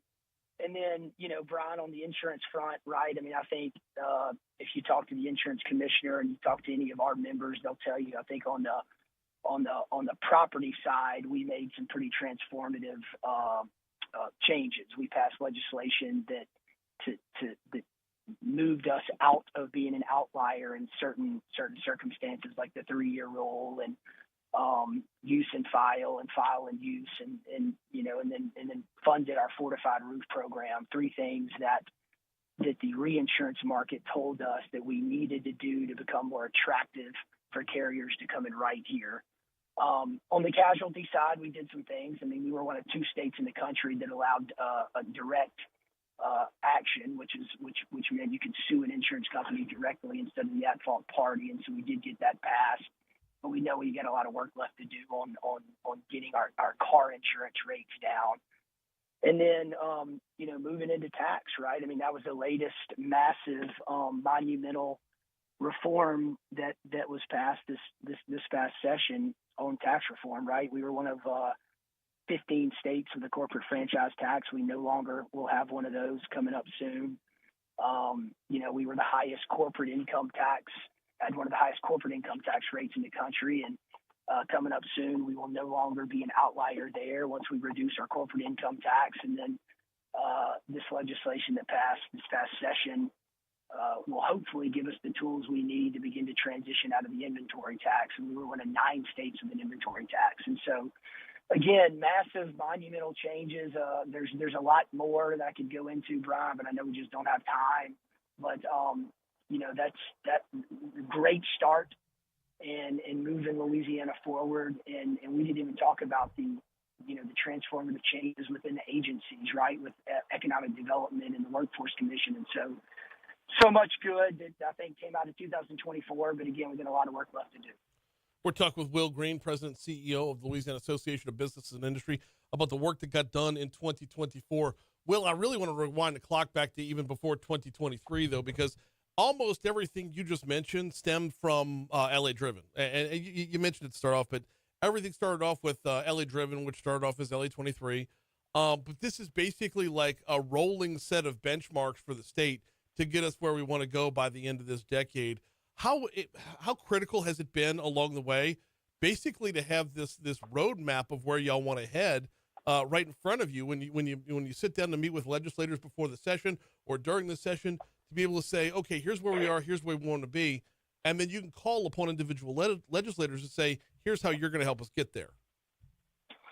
Yeah, I mean, it really has been such a great tool for us to have this strategic plan that covers education, it covers tax, it covers economic development, it covers healthcare, so many different buckets that policy that not only gives ideas, but it points out the issues that we have in Louisiana, but it also points out solutions that other states have instituted, right? I mean, it doesn't just say, look, Louisiana, you got a problem here, and here's how you could change it. It says, look, you got a problem here, and so did these other states, and here's how they addressed it. And so you don't have to try to reinvent the wheel. Here's other states that have done it well, and it's working. And so, here's a few ideas based on those other states, because that's what policymakers like to see. I mean, they like to see, okay, is this idea, has it been done in other states?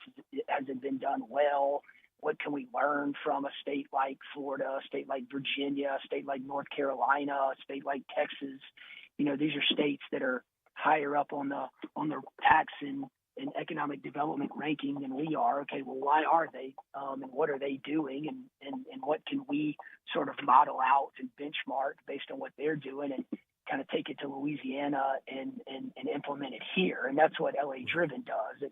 It points out a lot of those things, and so that's why it has been such a great tool for us. Well, also in the fact that you get to continue with the input. I mean, y'all don't. I used to.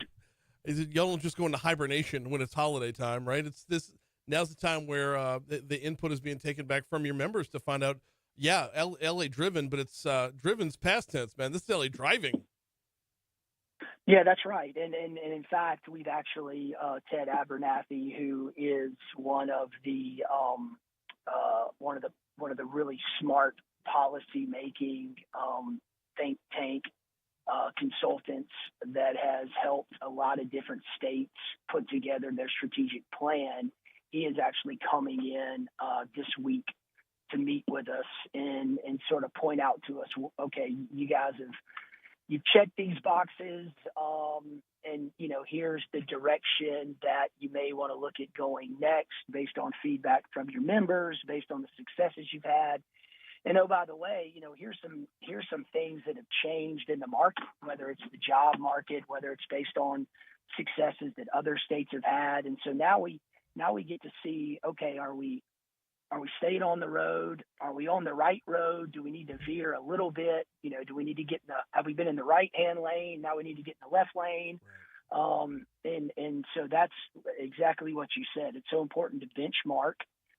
It's so important to not rest on your success, but to continue to drive forward, right? Because that's another characteristics of states that have continued to succeed and grow business and grow talent is they don't just do it 1 year and then sit back and watch. They continue to drive forward. He is Will Green, President and CEO of the Louisiana Association of Business and Industry. And that's where we're going to pick it up in 2025, Will, is the keep it up with those pillars that are under LA Driven, and how do you continue to move them forward? Did I lose you? Oh, yeah. No, I still got you on this end, but we are just straight up out of time. So we always appreciate your time. Will Green, President and CEO of Lobby. Thank you. Whoop. That time I did cut him off. That's on me. Sorry, Will. I think the mantra in the Haldane house, always happy, never satisfied, right? That should be the mantra. Got a lot of work done. You should be happy with the work you got done. Shouldn't be satisfied with it, though. Pick it back up. Carry it on tomorrow. Here comes your money now at 7:50. Deep breath, Nicole.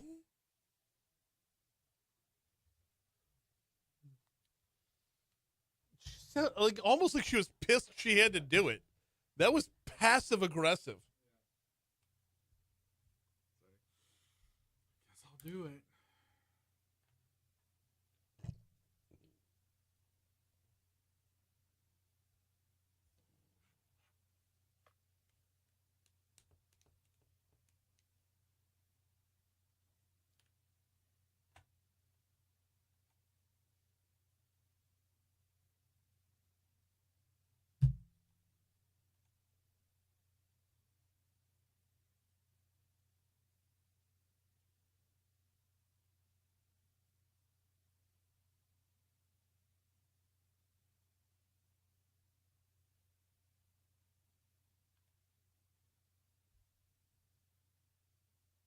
Even after that, just that exhale. Fine. I'm Nicole Murray with your money now.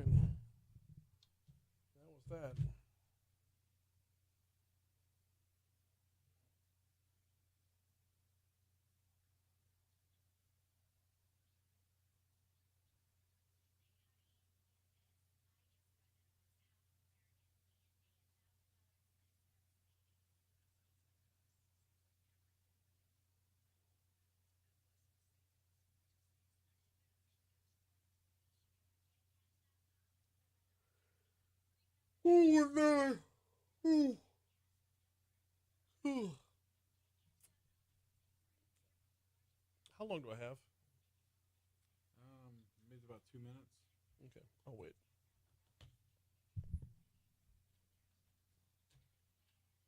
Coffee breath is bad this morning. It's gross.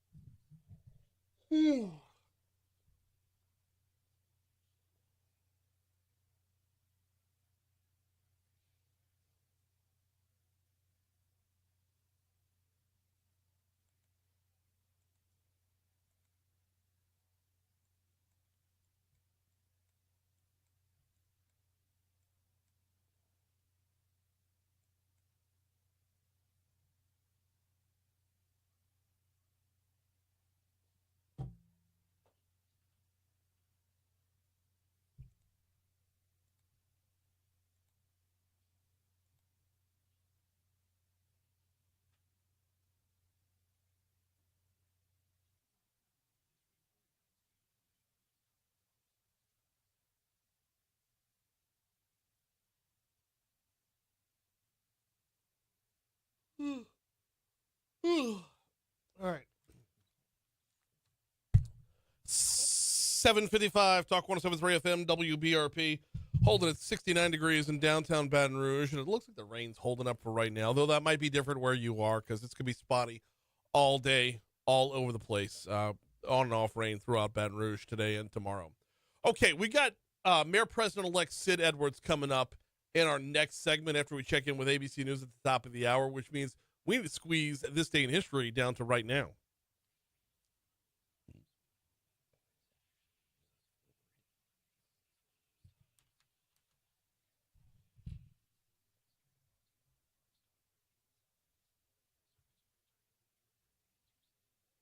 Mm-hmm.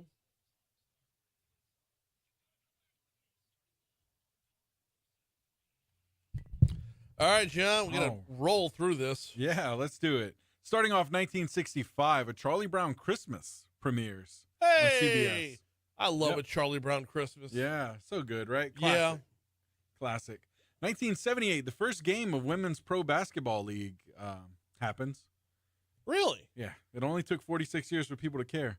Speaking of basketball, 1987. But see, no, that wasn't even the WNBA. That was a different league. In fact, New Orleans had a team called the Buccaneers, if I'm not mistaken. Really? Yep. During this time? I believe so, yeah. That's impressive. I might be wrong about this, but yeah, I believe still, New Orleans had a women's basketball team, pro women's basketball team called the Buccaneers. Nice. Somebody look that up and correct me. Yeah. 1987, Larry Bird ends his streak of 59 consecutive free throws. Oh. Speaking of that, in sports, keeping it sports related, 2013, Mike Ditka's number 89 jersey is retired by the Chicago Bears. Ditka. The Bears. Mike Ditka.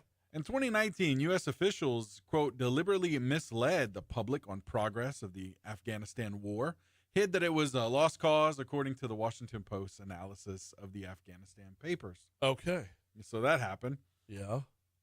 Today was the day in 2021 where actor Jussie Smollett found guilty of falsely reporting a hate crime. Oh, the day he was found guilty of it. Yeah, all right. In a Chicago court. Of course, it was overturned this year. Okay, I've already been corrected. Resident New Orleans historian. Wow, Paul that was Arrigo. fast. Yep, Paul Arrigo says the Buccaneers was ABA. The women's team was called the Pride. Okay. Yep. In real time. Yep. I love it. I knew the answer would be out there. Yeah. Yep. Thank you, Paul. All right, we got birthdays today? Yes. Go Donnie for it. Osmond today. Kurt Angle. We got Judi Dench today as well. Okay. Let's see. Simon Helberg today as well. Let's see. John Malkovich today. Okay. You said Anybody Kirk on your Douglas? End? Did you say? I didn't say it, but Yep. I've seen it. Yep. You got Kirk Douglas in there as well. Dalton Trumbo. He was one of the Hollywood 10. You had John Cassavetes. It's his birthday today, born in 1929. You can add to that mix. Did you have Red Fox? No. Red Fox, born on this day in 1922. Okay. Oh, wait, I got a couple more here from the world of sports. We got some local sports ones, to be sure. I just have to scroll all the way back down again to get us to, you did say Dick Butkus, right? No. Oh, it's Okay. Dick Butkus' birthday. Jim, as Mike Detillier calls him, Jim Haslett, former Saints coach. Former A's pitcher, and if you collected baseball cards in the 90s, you know this name, Todd Van Poppel. And Baton Rouge's own Langston Galloway was born on this day in 1991. Nice. Moving on to deaths here. I got Demarius Thomas. Really? Yeah. I didn't know if you had something to say about it. But yeah, wide receiver for Denver Broncos and Houston Texans today. Let's see, who else? Paolo Razzi, soccer player. Anybody else notable? I don't really have, besides reality stars. And I didn't realize he died. Yeah, 2021. Wow. Okay. I'm sorry. I'm completely distracted now because I did not Threw know you that. off, yeah. Completely threw me off. Wow. What national day do you have today? Let's see, Techno Day, which is exactly why I played some Daft Punk before we came into this. Okay. So I Techno got Day. Christmas card day written down. That's going to do it for us. That's it. Hour 3's next. All right. Let me go see if I need to let them in the building.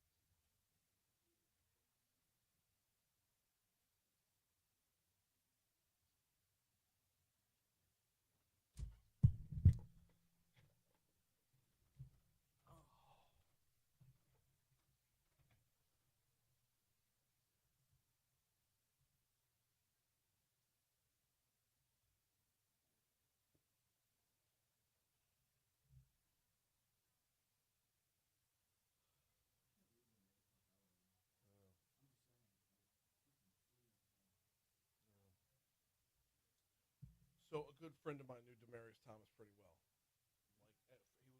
She worked with basically a firm that manages the athletes' money. So like, you don't blow all your money on crazy shit. You have here's what you could spend on crazy shit, and we're gonna invest the rest. Yeah. Right. And she knew Demarius Thomas really well, and was like, he is the nicest guy, the sweetest guy, just the most gentle soul, and like he's an absolute beast on the field.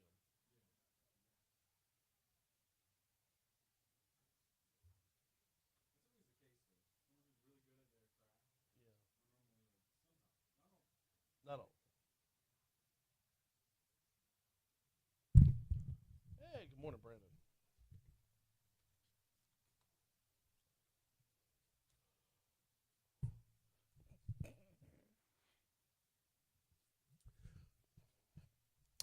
.806 Talk 107.3 FM WBRP. Mornings with Brian Haldane rolling right along. We are awaiting the arrival of, I'm told they're on their way up right now, Mayor President-elect Sid Edwards, slated to join us here in just a couple of minutes. Hour 3 of Mornings with Brian Haldane coming your way right now. Brian here with you, John LaBeouf producing. We're at 69 degrees in downtown Baton Rouge. You heard the forecast from Emma Cade Cowan. Expect rain all day today, or on and off all day today, and through tomorrow as well before it gets cold again. Man, we've got a busy hour for you. So we got Sid coming up in just a second. And then I'm hoping we could squeeze Moon Griffon in here, but I was texting back and forth with Moon. He says, run along with Sid and just skip me. I'm like, probably better. No, there's so much to talk about with Moon, but we can catch up with him whenever. This is the bigger news, to be sure. And then Metro Councilman Dwight Hudson is going to round out the rundown at 8:35. He'll be in studio with us as well. I got a couple of things I want to talk about with Dwight, not the least of which is the Metro Council's entertaining this idea of bringing on an economic development consultant. But BRAC is also featuring an economic development consultant as well. So we'll be looking at that and a number of other topics when Dwight gets here in studio. Mayor President-elect Sid Edwards making his way in right now. I do have 60 seconds to tell you about the folks over at P.F. Chang's. Took the family out to P.F. Chang's on Thursday night. What a great time. I mean, look, I'll admit it. We splurged. We did the appetizers. The wife and I did a couple of drinks. We did the Great Wall of Chocolate for dessert. It's such a special time when you could take the whole family out and the whole family goes home happy. Everybody eats. Nobody's complaining about what's on the menu. When you got P.F. Chang's menu, you're going to find something for everyone. I've yet to find a menu item that I didn't absolutely love. You know where to find them. They're in Town Center. Look for the giant gold horse. It's P.F. Chang's. All right. Joining us now, fresh off of his victory, is Mayor President-elect Sid Edwards. How are you, sir? I am doing well. Overwhelmed, elated, joyed, every emotion you could find. But okay. I'm doing well. Walk me through Saturday, because I want to start on the emotional side before we get into policy and whatnot. Walk me through Saturday, because that was I would say the end of one really long journey and the beginning of another. That's it. Well, we started today, boots on the ground and meeting people and seeing folks, and got on up into the evening and into our watch party. And of course, here again, not being through these things before, we get to the watch party, and my team is crunching numbers and watching the polls, and I'm just talking to what felt like 1.2 million people, and I could hear the war room. They would cheer every now and then. I didn't hear many groans, but so I'm wondering, where are we? What are we doing? And I poke my head in every now and then. So they took me to a secret room. And we were meeting, and some pastors and came pray over me. And then Mason Batts, one of my campaign managers, came in and said, we won. And I got emotional. I did. I don't know if it was from exhaustion or the fact that we were in office, and my family came in and we all prayed. And then, I went to speak to the group. So kind of a blur, and let me say this, Brian. Let's just say I've had a couple of phone calls or text messages since then. So I would imagine so. Yeah, it's been wild. The conversation with the current mayor, how did that go? We spoke yesterday, and I'd like to speak on her if I may. She did call that night, but by that time we were into, sort of the celebration deal, and I missed her call. So I called her yesterday morning, and she was very gracious. I've got to say this. Throughout the entire campaign, I never went negative. I remained positive. And I think our citizens need to be grateful for her. Certainly, I have a different vision than she did, for what we want to do. But it doesn't take away what she has done. The head football coach is the toughest seat in a football program because everything goes back to you. Yeah. And you make one mistake and you're crucified. You could do 8 million things right. And I think the seat of the mayor president is very similar. You have a record, so good, bad, or indifferent. You're in the crosshairs for criticism. I'm a guy, glass half full, that I like to focus on the positives, and I think our parish owes a great deal of gratitude to Mayor President Broom for what she has done. She is willing to work with me. We're going to meet this week. Probably her team and my team, and sit down and start to transition. Very cooperative, very gracious. You can imagine when you do something. I got let go as a football coach once, and it's tough. But she's willing to work with us, and I'm looking forward to talking to her again. So I am thankful and grateful to Mayor Broom. She had never lost. Correct. She had never lost a political race. I will take, all politics aside, I was impressed with her concession speech. It was, Right.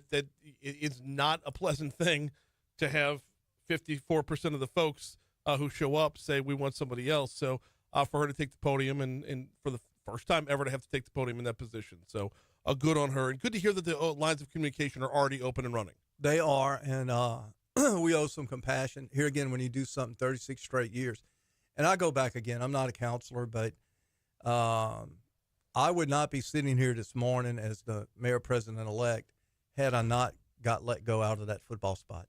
I believe that God guides us, and he writes it, and I think he's going to do the exact same for Mayor President Broom. We've got Mayor President-elect Sid Edwards in with us. Mr. Mayor, I'm going to start calling you Mr. I know I'm not supposed to until you're sworn in, but I got to get in the habit now. I'm still coach, and I'll be all right, coach. We can do that. I'll be coach a year from now. All right, Same coach. Let's start here. I said it's the end of one long journey and the beginning of the next. Right. I assume there's at least a week or two worth of rest before you really get into work here. But what's the work schedule looking like before swearing in?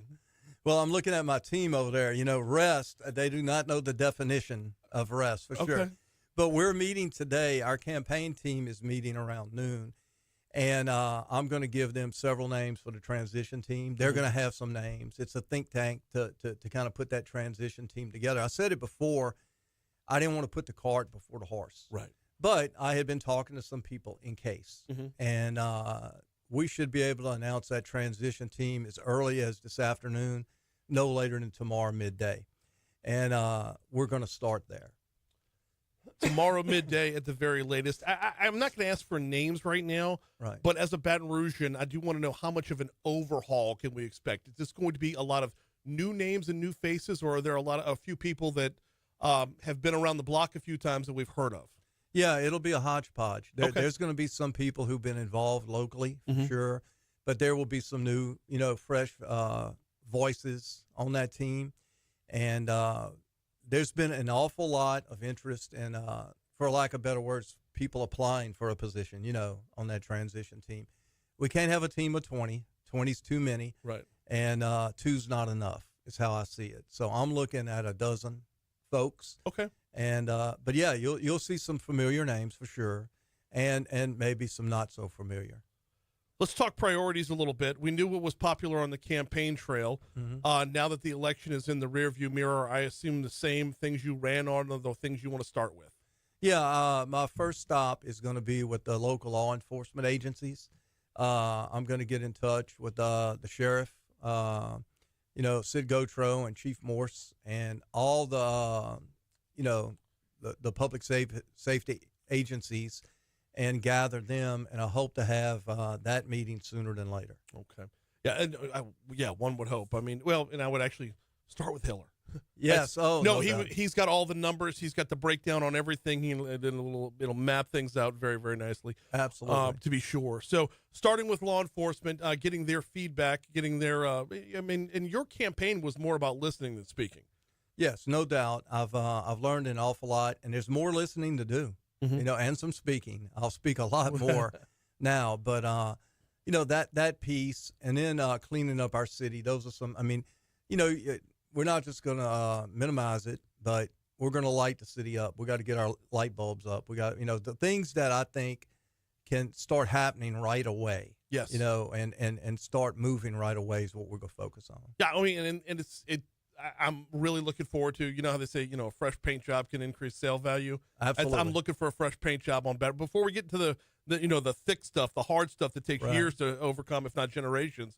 Right. I'm looking forward to that fresh paint job, to be sure. Yeah, visual cues that we're changing. All right, law enforcement's top of business. Let's talk economic development for a little bit. How large of a priority is it for you to make sure that we're off on the right foot there? It's big, and here again, that'll be within the first 2 weeks. Meeting with people, in particular the chamber, and those folks, and talking about. I mean, they had. I had met with them, with Laurie Melanson already, and that group, and I'm looking forward to talking to them. They had some really, really keen ideas on some things, and we're looking forward to implementing it, and talking to it. So in the first, I guess, 2 weeks, well, not 2 weeks, we're going to start this now. We're not waiting to January 2nd. We got to start talking and moving and shaking. But getting some stuff, getting the car started. Yeah. We want a rolling start. Come January 2nd. Next order of business, or at least the next one I was going to ask about, is the Metro Council. Your relationship with 12 different Metro Council members, a few of whom are brand spanking new. Right. But we've got a Metro Council that works really, really well together. Right. How do you start that relationship on the right foot? Here again, I'm gonna meet with those folks, prior to January 2nd. Matter of fact, I'm gonna talk to a couple of them tomorrow. And I have a tremendous amount of confidence in them. I believe that each and every one of them wants the same thing. And, a big deal, Brian, is one of the biggest things, I talked about it some, is the division in the city. We have a huge division. I learned it's more divided than I even thought. But and just to be honest, along racial lines, forget party. There's some division in the city and the parish of Baton Rouge. And I'm not talking about the council, okay? I'm talking about just overall. And we're going to need everybody to come together. You hear the saying, hey, we got to all pull on the same rope. Yeah. Well, there's no agreement in the parish right now of how long that rope is or what it looks like.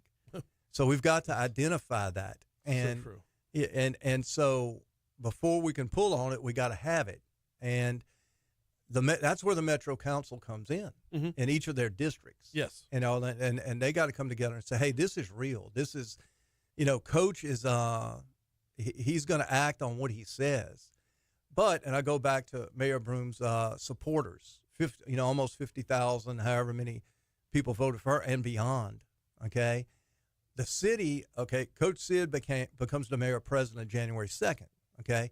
The city cannot move forward without Mayor Broom and the people who supported her. It's not a if, when, how, or thing.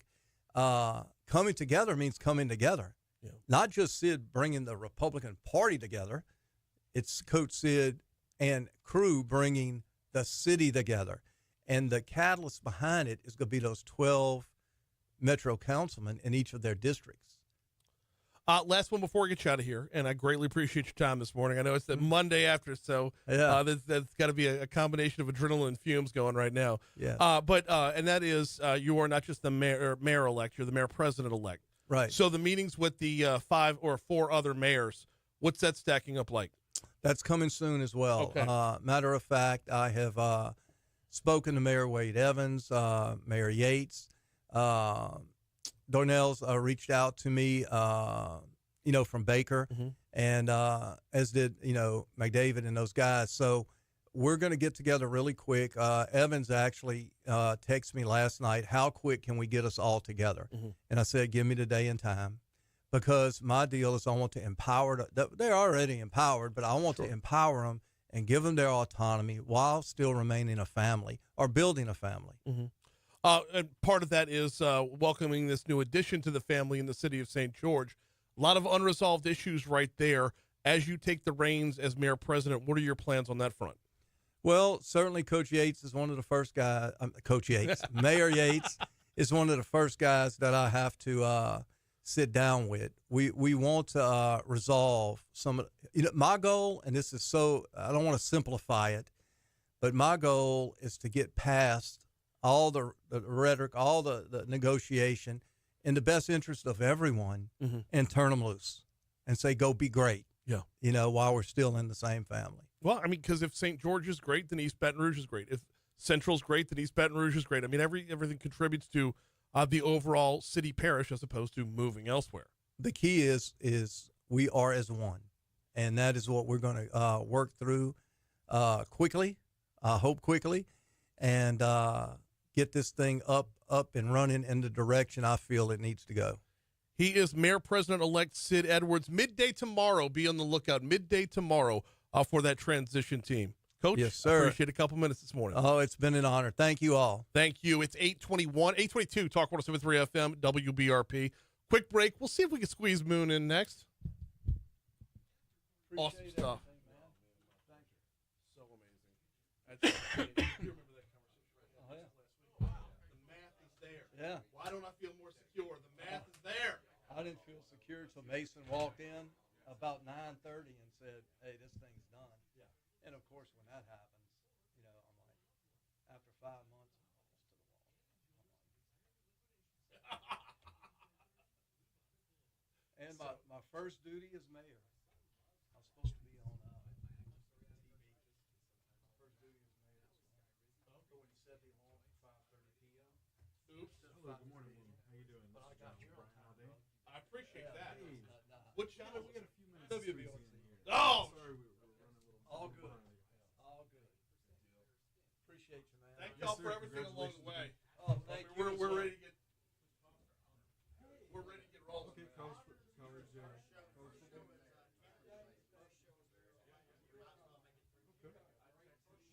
problem. Yeah, he actually just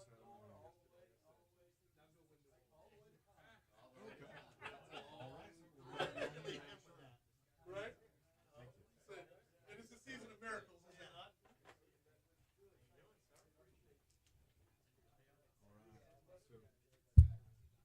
All right, we're gonna have about 5 minutes. Okay.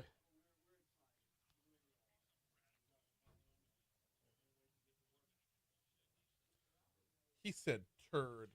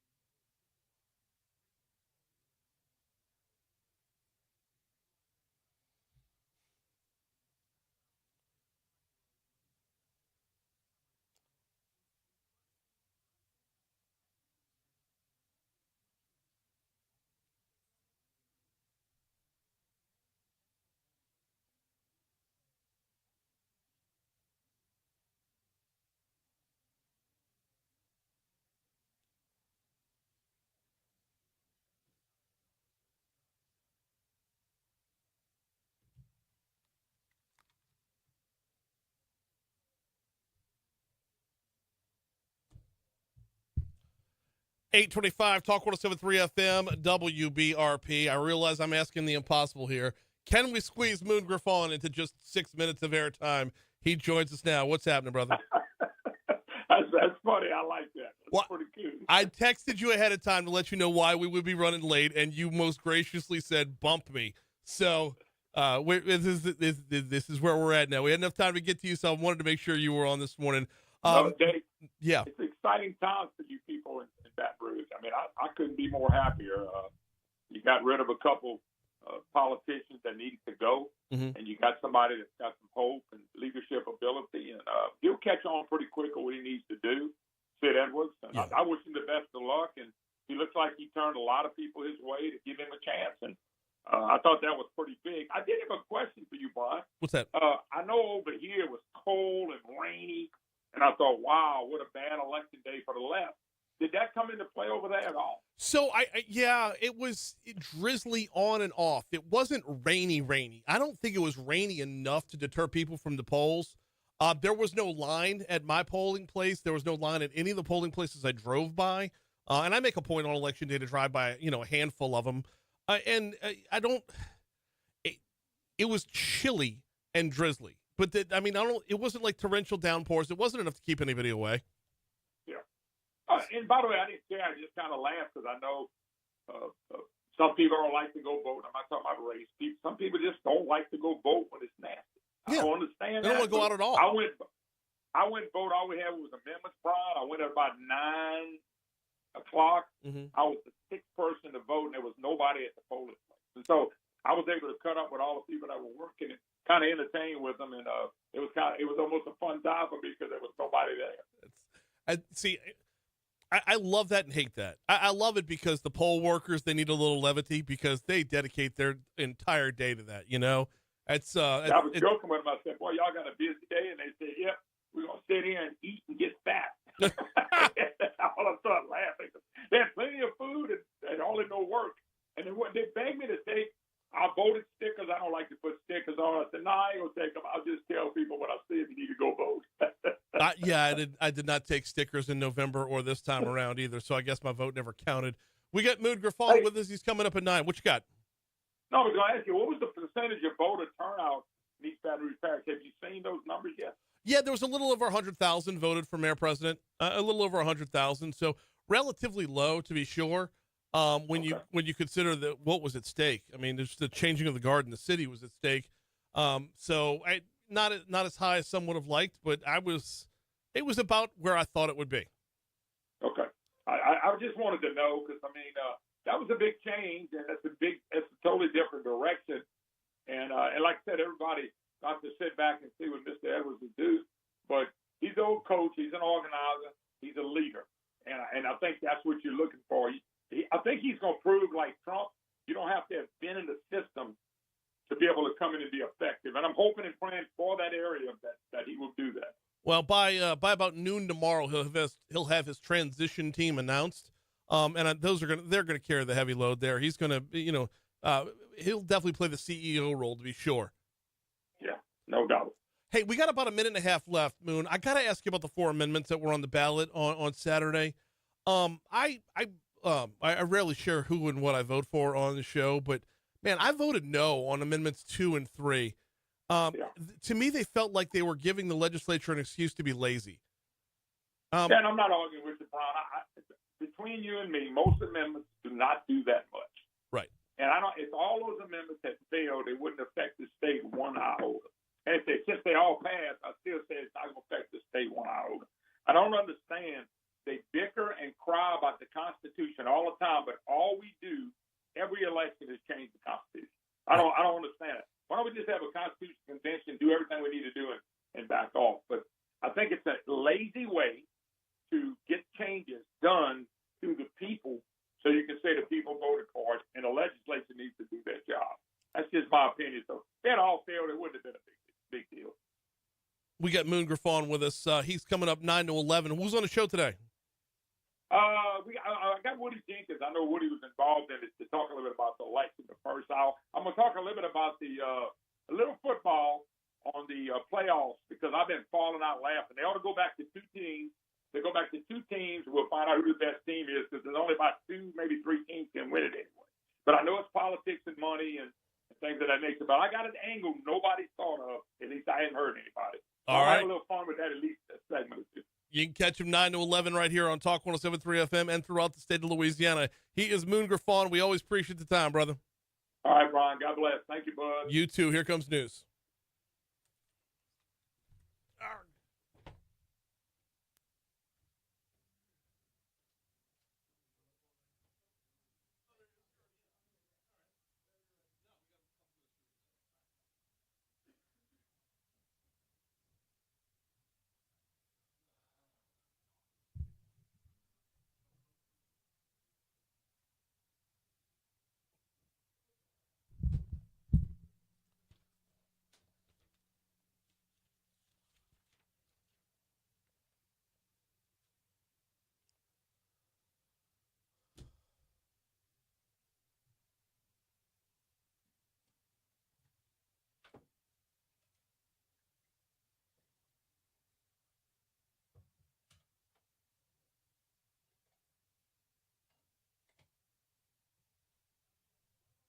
Patrick says over on Facebook, PF Chang's got a great bar.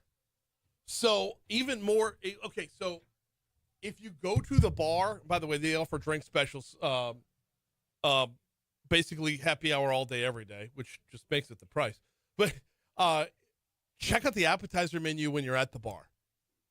It's like if you're flying solo, just, or you know, out with a couple friends or whatever, stopping off for a fancy dancy cocktail, you can eat well too. The appetizer menu at the bar is phenomenal.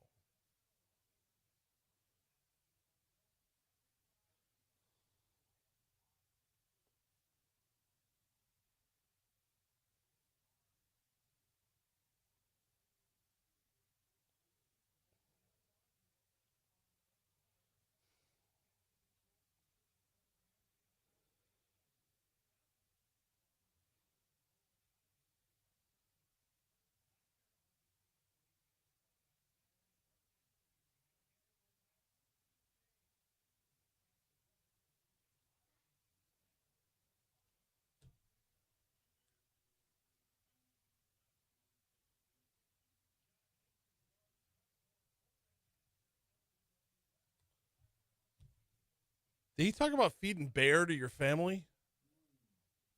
I don't think I've ever eaten bear. And when I say I don't think I've ever eaten bear, I mean I know I've never eaten bear.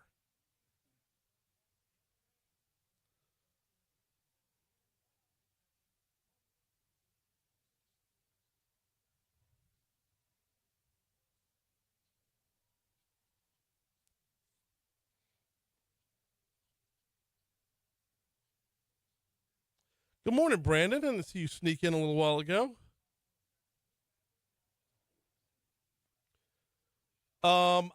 Okay, who was it asked? Was it Matt? What happens to Broom's position in the national mayor's panel or whatever? Yeah, I'm going to have to find that out. I kind of joked about it ahead of time.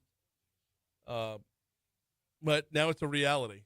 So, 3 minutes.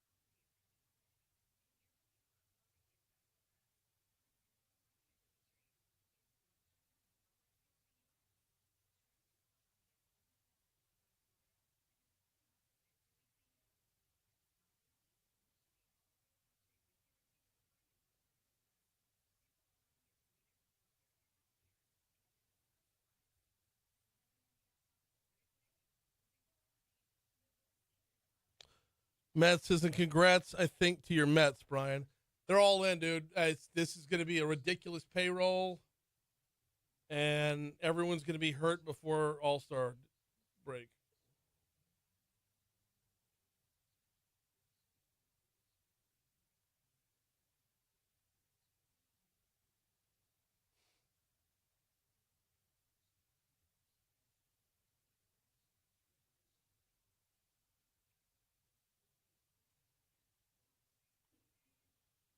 Yo, man.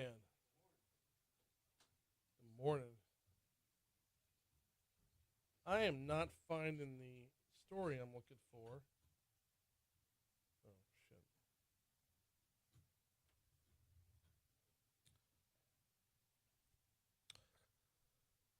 We're looking at rain all day today. There's a 90% chance of rain today, some thunderstorms into the night, and then a 70% chance of rain tomorrow before it clears out and gets cold. Today's high 74, tonight's low 68. Tomorrow's high 73, tomorrow night's low 42. Yep, going to be nice and chilly when the sun comes up on Wednesday morning. Wednesday's high will not see 60. We're topping out at 59. We're going to get down to 35. Thursday will be back up to about 60 degrees, 66 on Friday, 70 on Saturday, but guess what? More rain to reinforce that cold again. Right now, there are a number of showers in the vicinity. It's 70 degrees in downtown Baton Rouge.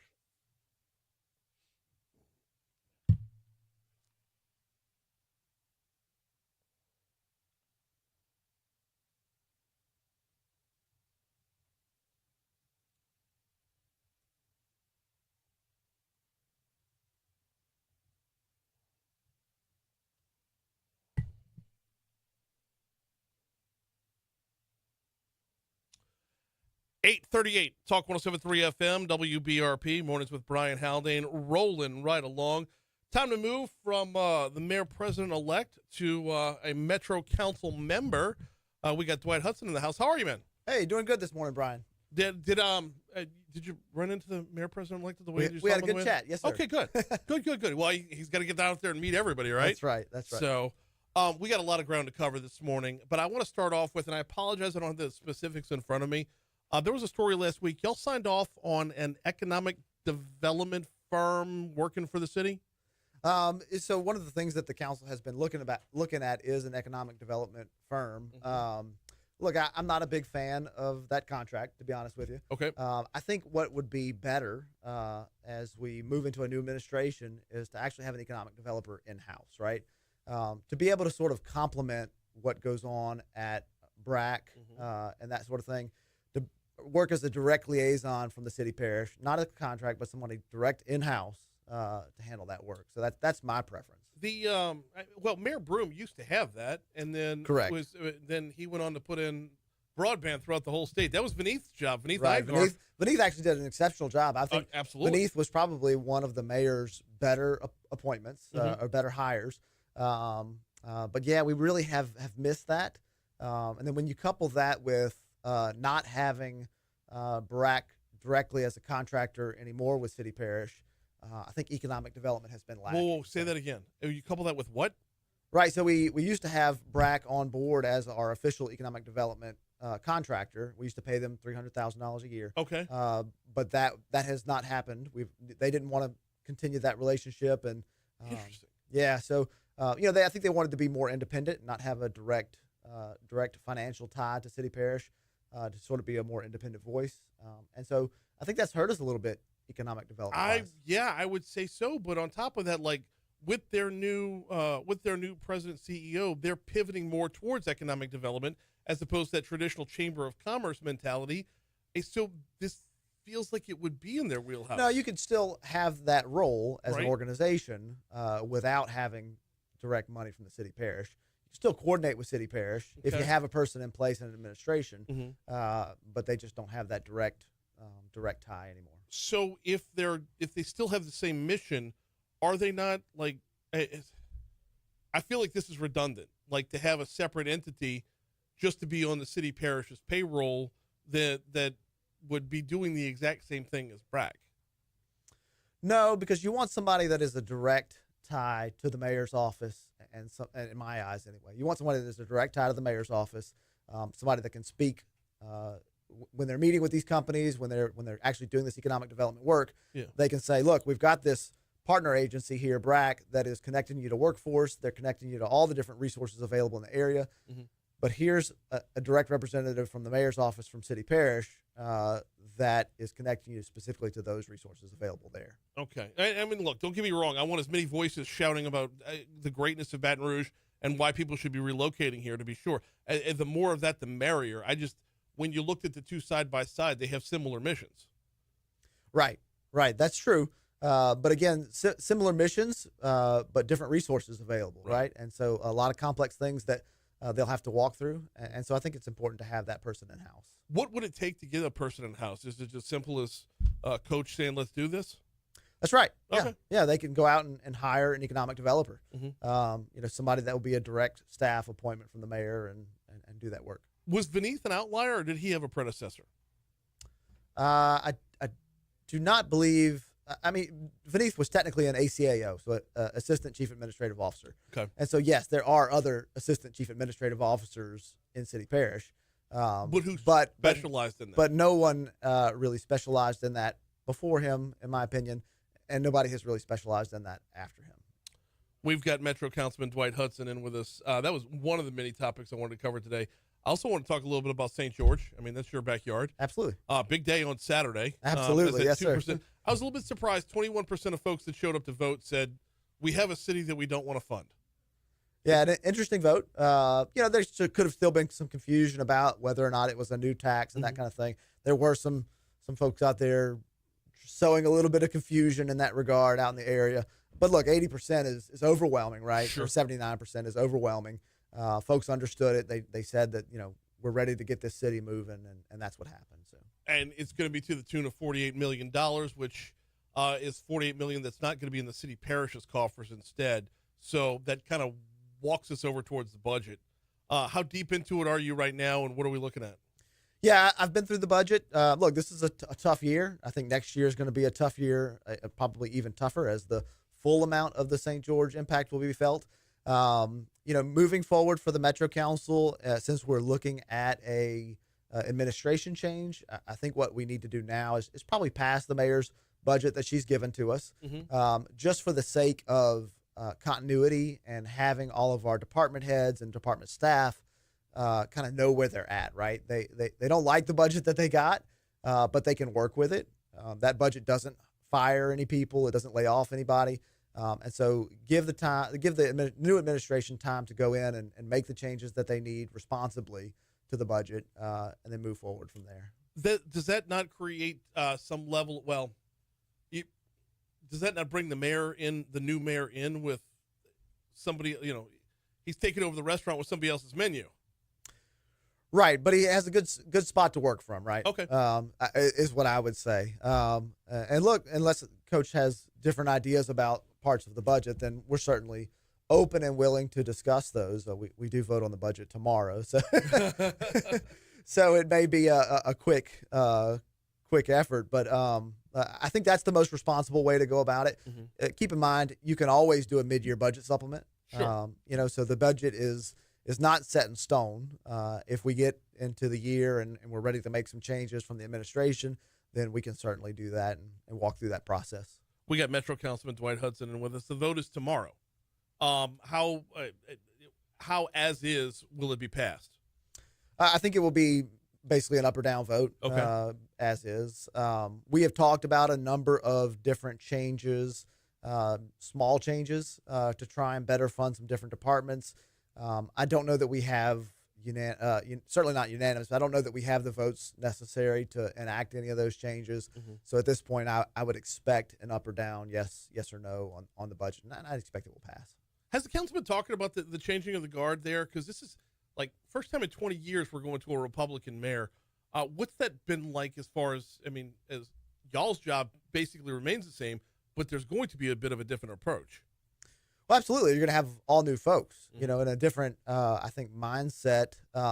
This is not meant to be as a criticism to Mayor Broom, but our budget has always been based on previous budgets, right? I mean, it's always been sort of a continuing budget, a status quo budget, if you will.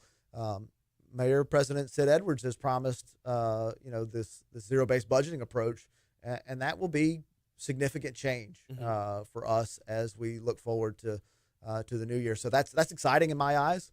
I think it's what's been needed. We need to right size some of these departments.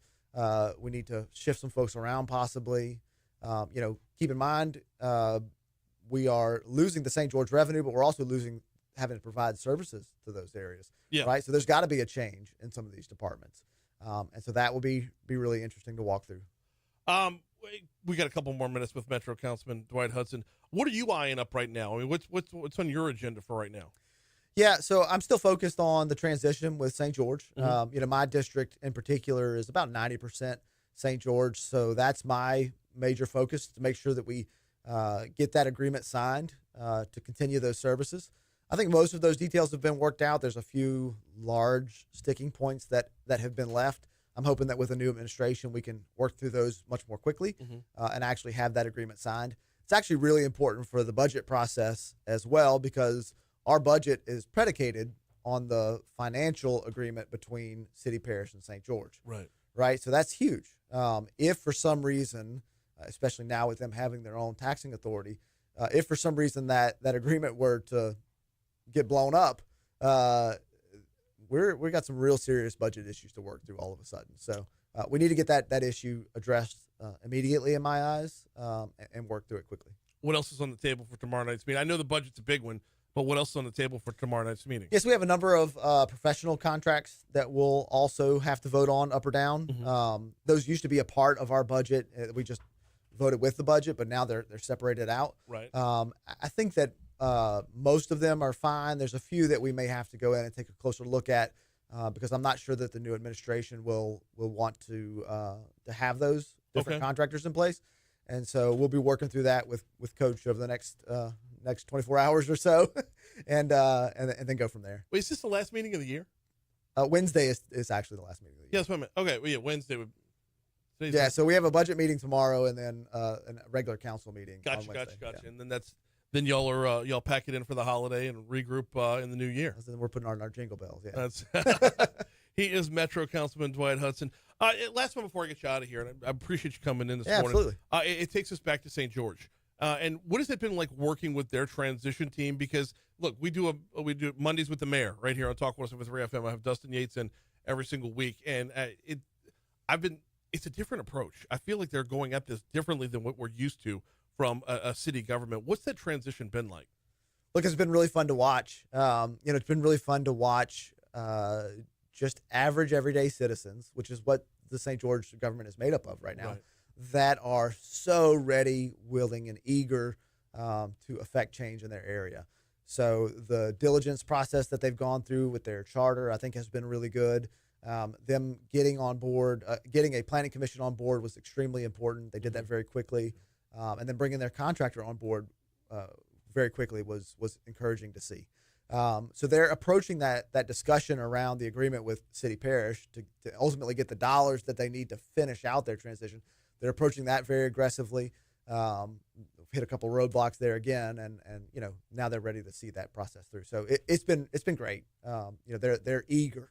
I can see the fire in their belly still. That they want to get this thing done and get moving. So that's really, really encouraging to see. Very good stuff. He is Metro Councilman Dwight Hudson. We appreciate a couple minutes this morning. Thank you for coming in. Thanks, Brian. Here comes your money now. We'll close it out next. Hey, kill the mic for a second.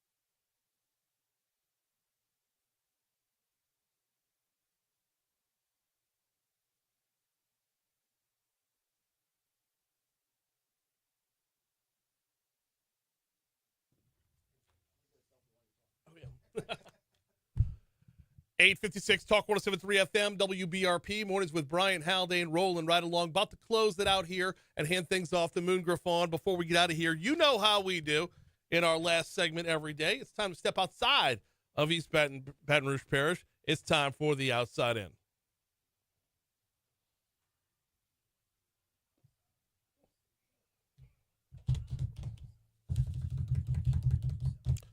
Starting off at Point Capee Parish, the Morganza fire chief addressed voters less than 24 hours after a measure for a fire department tax was denied. Chief Aaron Deshaun Edwards Sr. said that because the measure failed, the department now needs to make tough changes that will impact the community. The proposition would have increased property taxes by 15 mills, totaling nearly $300,000 every year for the next decade. Chief Edwards said their current budget only allows for one firefighter available 24/7 instead of two. He said the current state will impact EMS response, which is now between 15 and 30 minutes. The chief said the fire rating could go down, which would mean homeowners' premiums would go up. Heading over to St. James Parish, by the way, all these take us back to Election Day. Voters have reauthorized 12 mills worth of property taxes to operate the local school system in St. James. The renewal will last for a decade. Only 14% of registered voters cast ballots in that election. Next stop, Livingston Parish. Voters denied the measure to let the parish council hire their own lawyer rather than work with the parish president and parish attorney. Closing out in Iberville Parish, John J.B. Barker or Parker? Barker was elected Plaquemine mayor on Saturday in a runoff election. He and Timmy Martinez had advanced to the runoff, eliminating the two others. Barker beat Martinez by a margin of 20% or just over 400 votes. That is going to just about do it for us, y'all. It has been a busy, busy day today. If you missed any of it at all, individual interviews will be up at talk1073.com once the show is over with today. Of course, the interview we just did with Dwight Hudson, our interview with the first public interview with Mayor President-elect Sid Edwards was right here earlier this hour. We had Will Green on. We had Dr. Christina Patterson on as well. So that'll all be available over at talk1073.com after the show is over with today. All right. Are you as curious as I am? When Moon was on with us, he said he's got a different take on the college football playoff that no one else has thought of. No one else has thought of. Okay. Now I got to know. Now I absolutely have to know. You got Moon Griffon coming up next. He'll be followed by Brian Kilmeade. Kilmeade is followed by Ramsey, followed by Markley, Van Camp, and Robbins. And then, of course, Mondays with the mayor coming up this evening. We will be back at it tomorrow. Congressman Troy Carter, a little DC Current presented by LABI, among other things on tomorrow's rundown. We'll see you then. All right, I got to get upstairs. I've got my Monday meeting, so I've got to get upstairs. Headline, Mayor President Sid Edwards' first interview since Election Day. Mayor President-elect